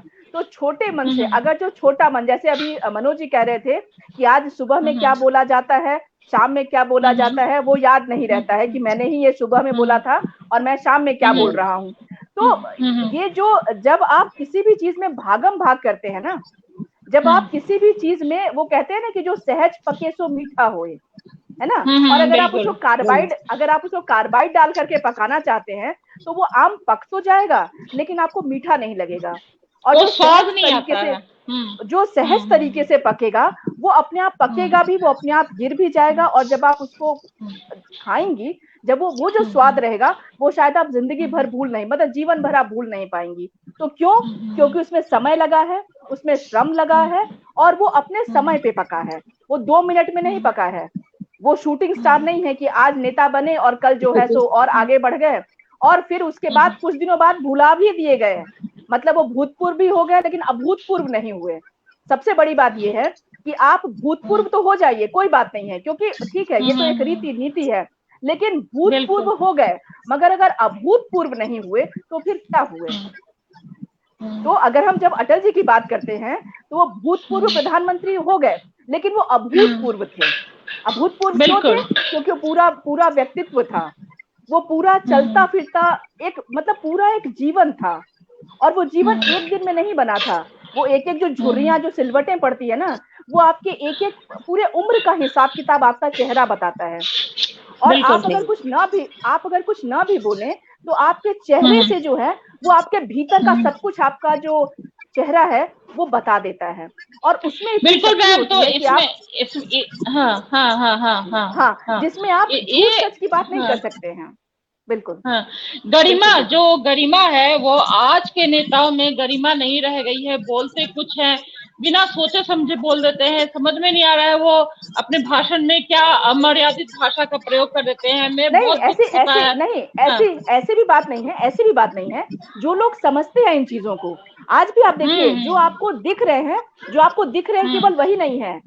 हजारों सांसद है ना, लेकिन जो सिर्फ आपको दिख रहे हैं वही नहीं है, और भी हैं जो एकदम, जैसे होता है ना कि आप जो काम कर रहे हैं वो आप काम कर रहे हैं, आप अपने लगन में लगे हैं, परिश्रम में लगे हैं। क्योंकि अगर नहीं लगे बिल्कुल। होंगे तो ये जो आपको बदलता हुआ भारत, या जो प्रतिदिन आपको जो चीजें दिख रही हैं वो आपको नहीं दिखती। तो हम ये नहीं कह सकते हैं कि ठीक है, वो उनके साथ एक उनका जो आप प्लस पॉइंट कहिए वो ये था कि वो उससे पहले कवि थे और पत्रकार थे। तो कलम के का जो व्यक्ति धनी होगा और वो अगर प्रखर वक्ता भी होगा तो ये एक बड़ा अच्छा संयोजन हो जाता है। और फिर राजनीतिक राह पे चलने के लिए भी जो है ना, ये उसको उसके पूरे व्यक्तित्व को, क्योंकि अगर उसे क्रोध आएगा तो वो लिख करके निकाल देगा, उसके मन में चिंता होगी तो वो लिख करके निकाल देगा। तो ये जो एक जो सृजन होती है, जो सर्जना होती है, जो चलती रहती है आपके अंदर, निरंतर जो चलती रहती है, वही इस देश को अगर उसने गति दी है। तो ये सब चीजें साथ साथ चली हैं। और फिर जो ये शब्दों का जो उनका मतलब, उनको कवि के रूप में याद करें, पत्रकार के रूप में याद करें, राजनेता के रूप में याद करें, जिस भी रूप से याद करें, और पूरा मिला करके एक जो व्यक्तित्व बनता है वो अटल कहा जाता है। और बिल्कुल नाम की सार्थकता अगर हम देखते हैं तो ये जो अटल, और सदैव अटल नहीं कहने की जरूरत है, अटल मतलब अटल है, वो सदैव ही अटल है। तो वो सिर्फ हाँ बस अटल है वो। जी जी ममता जी मुस्कुरा रही है। ममता जी, 2 शब्द संक्षेप में क्या क्या कहेंगी, कैसे देखती हैं अटल जी की इतनी ओजस्वी कविताओं को आज के राजनीति के संदर्भ में? और संक्षेप में, के चलते राजनीतिक चलते। हाँ बिल्कुल संक्षेप में, आज के राजनीतिक संदर्भ में अटल जी की कविताएं बहुत ही प्रासंगिक हैं, क्योंकि उनकी कविताओं में देश के प्रति समर्पण है। उनकी कविताओं में जगाने का, आवाम को जगाने का एक उसको कहिए एक पुकार है। जब वो कहते हैं कि नव दधीची हड्डियां गलाएं, ये नव दधीची कौन है? निस्संदेह आज की युवा शक्ति का आह्वान है, इसकी बहुत जरूरत है आज। और आज देश के प्रति समर्पित होने की भी, राष्ट्र प्रेम जो आज एक सिर्फ नारा बन के रह गया है, उसको वो जीते थे। और उस चीज को हमें परिलक्षित करना है, उस चीज को, जीवन की जो निस्सारता है उसको वो खारिज करके और एक संचार करते थे युवाओं में जोश का। तो उसकी आज बहुत जरूरत है। आज पूरा विश्व वैश्विक महामारी से जूझ रहा है। ऐसे समय में अटल जी की कविताएं हमें फिर से खड़ा होने का संदेश देती हैं। जब वो कहते हैं कि मौत से ठन गई, यानी एक ऐसा विराट व्यक्तित्व जिसको न मौत डरा सकती थी, न उसको कर्तव्य विमुखता अपने पथ से हटा सकती थी। एक बहुत विराट संदेश अपने व्यक्तित्व की तरह उन्होंने विश्व को दिया है, और आज उसकी बहुत जरूरत है। संगीता मैम, 2 शब्द चलते चलते, राजनीति में उनके क्या मायने रहे, राजनीति में उनकी कविताओं के क्या मायने? 2 शब्द चलते चलते। उनका जो कविता था, एक एक कविता से उनके अपने ऊपर, देश के ऊपर और राष्ट्र के ऊपर जो उनका समर्पित होता था, वो हर कविता में उनका कुछ न कुछ दूसरों के लिए एक कहने के लिए एक बात होती थी उनका। और ये उनकी विरासत में थी, उनका संस्कार था। अब आप ये समझिए कि जिस समय वो पढ़ते थे, विधि में पढ़ते थे, लॉ में कर रहे थे, और पिता पुत्र दोनों एक साथ पढ़ते थे। आप सोचते हैं कि जो लड़का कॉलेज में पढ़ने गया और उसके साथ उसके पिताजी बैठ पढ़ रहे हैं, तो उसका संस्कार क्या होगा? उस कॉलेज में लड़के का बोली क्या होगा, उसका विचार क्या होगा, दोस्तों के साथ उसका रहन सहन कैसा होता है, और बगल में पिताजी बैठे हुए हैं, तो वो संस्कार कहाँ बैठेगा? और उस कॉलेज में ये भी था, रात में रामायण होती थी और पिता पुत्र दोनों बैठ के रामायण पढ़ते थे। रामायण का जो उनका चरितार्थ है वो उनपे बहुत ज्यादा पड़ा है, और रामायण को लेकर के उन्होंने अपने संस्कार को गौरवान्वित किया है। और दूसरी बात मैं आपको ये बताऊं, मैंने बताया कि एक महिला के बारे में, जो उन्होंने शादी के बारे में बताया था, तो उनके दादाजी उनको एक कहानी सुनाया करते थे, जो था, नवल नारी रोबत नहीं, कहत पुकारी पुकार, जिस प्रिय तुम हम सन करी, हमहू करब तुम्हार। क्या बात, बहुत। सर, चलते चलते 2 शब्द, अटल जी के व्यवहार कुशल, सादगी से लबरेज नेता थे, तो क्या आप कहेंगे आज के, आपको क्या लगता है कि आज के वर्तमान राजनीति में आज के नेताओं की बातें, उनकी आचरण कहीं से मेल खाती है किसी में भी?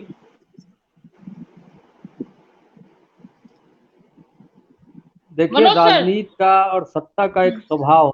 जी जी, बोल रहे हैं। आवाज जा रही है मेरी? संक्षेप में हाँ, जी, हाँ, बिल्कुल।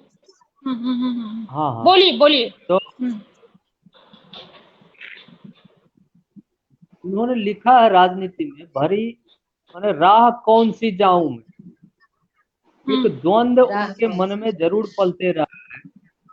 और वह द्वंद्व यही है कि एक जगह उन्होंने कहा है कि मुक्ति के क्षण में बार बार बंध जाता हूँ। कई बार उनको लगा कि राजनीति एक दूसरी तरह का चीज है, यहाँ के लिए हम अनुपयुक्त हैं, हमको पढ़ना चाहिए, कुछ साहित्य साधना करना चाहिए, लेकिन वो जा नहीं पाए और राजनीति में रहे। और राजनीति को अटल बिहारी वाजपेयी राजनीति में है, ये बड़ी बात नहीं है। राजनीति को इन्होंने एक लेवल दिया, एक ऊंचाई दी। और जब किसी व्यक्ति का विराट व्यक्तित्व उसके समाज का, उसके देश का, उसके परिवेश का पर्याय बन जाए, परिभाषा बन जाए, जब वो यूएनओ में बोलते हैं तो उनके साथ पूरा देश को लगता है कि आज मेरे लिए एक गौरव का क्षण है। ये अटल बिहारी वाजपेयी नहीं बोल रहा है, ये हिंदी बोल रहा है, ये भारत बोल रहा है। तो एक स्तर को उठाते हैं। व्यक्ति की शोभा होती है उसके पद से, लेकिन कुछ व्यक्ति इतना विराट होता है कि उनके कारण उस पद की शोभा होती है, शोभा बढ़ जाती है। और वो बिल्कुल सर, आपने बिल्कुल सर, आपको मैं रोकना चाहूंगी, हमारा समय हो गया है, क्योंकि इनका विराट व्यक्तित्व है। इस पे आगे भी हम चर्चा करेंगे, क्योंकि कम समय में समेटना हमारे बस की बात में नहीं है, किसी की भी नहीं। हम इस पे और भी चर्चा आगे करेंगे और भी प्रोग्राम लेके आएंगे। अभी अटल होना इतना आसान नहीं है और इस पे चर्चा करना भी इतना आसान नहीं है। हम सब ने एक कोशिश की है, जो कुछ भी कमियां है इसको आगे भी हम चर्चा में लाएंगे और आप सबसे फिर से मुलाकात होगी। मैम, 2 शब्द आप चलते चलते क्या कहेंगी अटल जी, राजनीति और उनकी कविता आज के संदर्भ में? बहुत ही पूछ रही हैं संक्षिप्त। अलका जी, अलका जी चाहेंगे मैम? मैं आ रही हूँ आपके पास। मैं लौटूंगी, मैं मनोज जी आपके पास लौटूंगी। अलका मैम, 2 शब्द, बहुत 2 शब्द तो बिल्कुल 2 शब्द में यही कहूंगी कि अटल अपने आप में अटल थे, और ये राजनीति का सौभाग्य है कि उनको अटल मिला। माने अटल राजनीति में आए ये तो एक अलग बात है, लेकिन राजनीति का ये अपना सौभाग्य है कि उनको एक ऐसा अटल मिला जो अटल है। बिल्कुल मनोज जी, तुलसी न लसे कविता करके, कविता लसी पा तुलसी की कला, ये उन पर चरितार्थ। बहुत बढ़िया, बिल्कुल बिल्कुल बिल्कुल, बहुत खूब। हाँ जी, चलते चलते मनोज सर, आप कुछ कहना? जी सर, बहुत जल्दी, बहुत संक्षेप में। जी जी, एक सेकंड में हम अपनी बात को रखेंगे। बिल्कुल बिल्कुल बिल्कुल। हाँ, आपने जो सवाल किया था कि राजनीति में लोगों की भाषा का मर्यादा, सारा का सारा राजनीति आज षड्यंत्र का खेल हो गया है। वहाँ पर आचरण भी मेरा भी आचरण भी और वहाँ पर एक व्यक्ति जो राजनीति में है और वो साहस पूर्वक क्या कह रहा है, अंतर, इसको आप लोग बात सोचिएगा, क्या ऐसा संभव है? अंतरतम का नेह निश्चय, बुझी हुई बाती सुलझाए, आओ फिर से दिया जलाएं, आओ ये जो आह्वान है देश का, क्या आप राजनीति में उन्होंने एक चीज को कभी ओझल नहीं होने दिया, अपने सारे व्यक्तित्व को और सारे व्यक्तित्व को उस आखिरी आदमी के लिए सुरक्षित रखा और उसको देख के उन्होंने राजनीति, उन्होंने पूरे जिंदगी राजनीति। और जब प्रधानमंत्री बने तो केवल कविता में नहीं, उनका जितना प्रोजेक्ट है आप देख लीजिए, सड़क के द्वारा देश को जोड़ने का, नदियों को जोड़ने का, पावर ग्रिड का, वो सारा जीवन उन्होंने जोड़ने में लगा दिए। तोड़ टूटन घुटन ये तो उनके जिंदगी में था ही नहीं। और ये हमको नहीं लगता कि आने वाला निकट भविष्य में एक युग था, एक दौर था जो गुजर गया। जो कृष्ण ने कहा है यदा यदा ही धर्मस्य, वो एक दौर अभी अभी ओझल हुआ है। अब शायद हमको थोड़ा और इंतजार करना पड़े और या अटल के शब्दों से कुछ दिन काम चलाना पड़ेगा। वही हमारे लिए पाथेय होगा, वही हमारे लिए प्रेरणा स्रोत होगा। इन्हीं शब्दों के साथ जी बिल्कुल, बहुत अच्छी बात कही आपने। एक सेकेंड शेफाली जी, मैं अलका जी से एक लाइन सिर्फ कहना चाहती हूँ कि आप पत्रकार हैं, राजनीति में भी हैं। अटल जी की कविताएं हमारे बच्चों के 1 से 10वीं क्लास के बच्चों के पाठ्य पुस्तक में शामिल किया जाए, इसके लिए कुछ किया जा सके तो जरूर करिए। बिल्कुल किया जा सकेगा। और ये आवाज जो है ये हर जगह से उठनी चाहिए, क्योंकि आप लोग शेफाली थोड़ा सा मतलब जब ये 1 घंटे का प्रोग्राम 1.5 घंटा हो गया है तो 1 आध मिनट इधर उधर करने में कोई शायद दिक्कत ना हो। देखिए सबसे बड़ी बात ये है कि हम लोग जितने लोग हैं या आज भी हमें वो चीजें याद रहती हैं जिसमें एक लय होता है, एक ताल होता है ना, क्योंकि जीवन भी पूरा लय पे ही चलता है। तो हमें जब दिनकर याद रहते हैं, हमें शिवमंगल सिंह सुमन याद रहते हैं, मैथिलीशरण गुप्त याद रहते हैं, सुभद्रा कुमारी चौहान याद रहती हैं, महादेवी वर्मा याद रहती हैं, हमें ये लोग अयोध्या सिंह उपाध्याय हरिऔध याद रहते हैं। क्यों याद रहते हैं? रेणु सब बिल्कुल हमें ये क्यों याद रहते हैं? हमें इसलिए याद रहते हैं और आज भी की चमक उठी सन 57 में वो तलवार पुरानी थी, है ना। और बुंदेले हरमोलो के मुंह हमने सुनी कहानी थी, खूब लड़ी मर्दानी, झांसी वाली रानी थी। तो ये जो कविताएं आप और हम पढ़ करके जो बड़े हुए हैं और जो हम लोग जो चीज सोचते हैं हमारे अंदर ये सब चीजें और हमारे वो एक दिन में नहीं। हाँ, हमारे मुजफ्फरपुर के गेहूं और गुलाब रामवृक्ष बेनीपुरी जी हम बात करें, हाँ, तो बेनीपुरी जी की है तो, और गद्य है, गद्य है। तो कोई भी चीज जो अच्छी हो, आज भी जो नई शिक्षा व्यवस्था जो शिक्षा ये पॉलिसी आई है उसमें हो, या ठीक है अगर बहुत सी चीजें ये है कि वो अगर उस तरह से नहीं हो पा रही हैं तो आप और हम मिल करके, सामाजिक दायित्व हमारा भी है कि क्यों ना उन कविताओं को हम स्कूल में, कॉलेजों में, इन सब चीजों में खुद के प्रयास से, पार्टी के प्रयास से हो, समाज के द्वारा हो, व्यक्ति के द्वारा हो, हम एक श्रृंखला चला सकते हैं। क्योंकि अगर जो चीज कहीं से छूट जाती है उसको हम उठाएं, मतलब आपने अभी मनोज जी ने कहा कि जोड़ने का काम किया, तो निश्चित रूप से बिल्कुल जोड़ने का काम करता है, वो व्यक्ति टूटता नहीं है, वो व्यक्ति टूटता नहीं है। बस मैम यहाँ पाबंदी है और हमारा प्रोग्राम बहुत लंबा हुआ है, लेकिन ये भी एक हमारे प्रगति की निशानी ही है। तो मैं यही कहूंगी चलते चलते कि मैंने जो थोड़ी सी कविताएं लिखी है ये उनके अटल जी के शब्द हैं। वे परिस्थिति संक्षेप में है और आसपास की दुनिया को प्रतिबिंबित करती है। कहीं ना कहीं एक तरफ थी उनके अटल जी के मन में कि राजनीति की वजह से मेरी कविता छूट गई, तो एक कवि हृदय था, कोमल हृदय था और इसका लाभ राजनीति को मिला। ऐसे ही लोगों की जरूरत है आज के राजनीति में। एक मिनट। और वैसे ही जो कविता या जो फिल्म या कुछ भी इस तरह की सृजन चीजें जो होती है, चित्रकारी हो, कलाकारी हो, अगर वो समाज को कुछ नहीं दे सकता है, प्रेमचंद ने कहा था कि अगर जो साहित्य समाज को कुछ नहीं दे पाएगा तो उस साहित्य का खत्म हो जाना, समाप्त हो जाना ज्यादा अच्छा है। क्योंकि आप फिल्मों में देखिए, किसी भी चीज में, लेखन में देखिए, अगर आप समाज को कुछ नहीं दे पाते हैं तो आपकी सार्थकता, लेखन की सार्थकता नहीं है। वो तभी तक सार्थक है जब वो जन जन को जोड़ता है, तोड़ने की बात नहीं होनी चाहिए।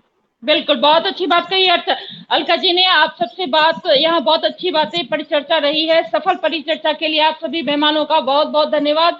और इस कार्यक्रम को, इस प्रोग्राम को हम आगे भी बढ़ाएंगे। इसमें हमारी सतर्कता होगी कि हम जितनी भी चर्चा करें कम है, हम और भी समय देंगे, इसको कड़ियों में लेकर के आएंगे। आप सबका साथ और स्नेह बना रहे।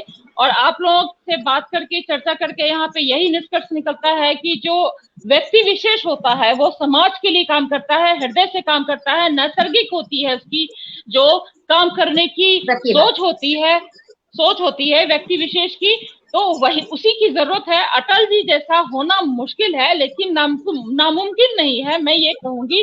तो वैसे हम लोगों का जो प्रयास है अटल जी पे चर्चा करना, हमने कोशिश की है, लेकिन पाबंदियां भी अपने साथ है। हमारी कोशिश और भी बेहतर रंग लाएगी आगे आने वाले कड़ियों में। हम इन महान महान नेता जो विभूतियों को बहुत सारे हैं, विभूति हैं, नेता हैं, बहुत सारे लोगों पे भी हम परिचर्चा करेंगे, संवाद स्थापित करेंगे। और मेरे साथ जुड़े तमाम आप सभी ज्ञानियों और मेहमानों का बहुत बहुत शुक्रिया, और मेरे साथ जुड़े तमाम दर्शकों का भी बहुत बहुत शुक्रिया। नमस्कार। आपका भी बहुत बहुत शुक्रिया। स्वाभिमान आंदोलन का भी बहुत बहुत आभार जिसने इतना अच्छा मंच दिया। बहुत बहुत धन्यवाद। बिल्कुल धन्यवाद।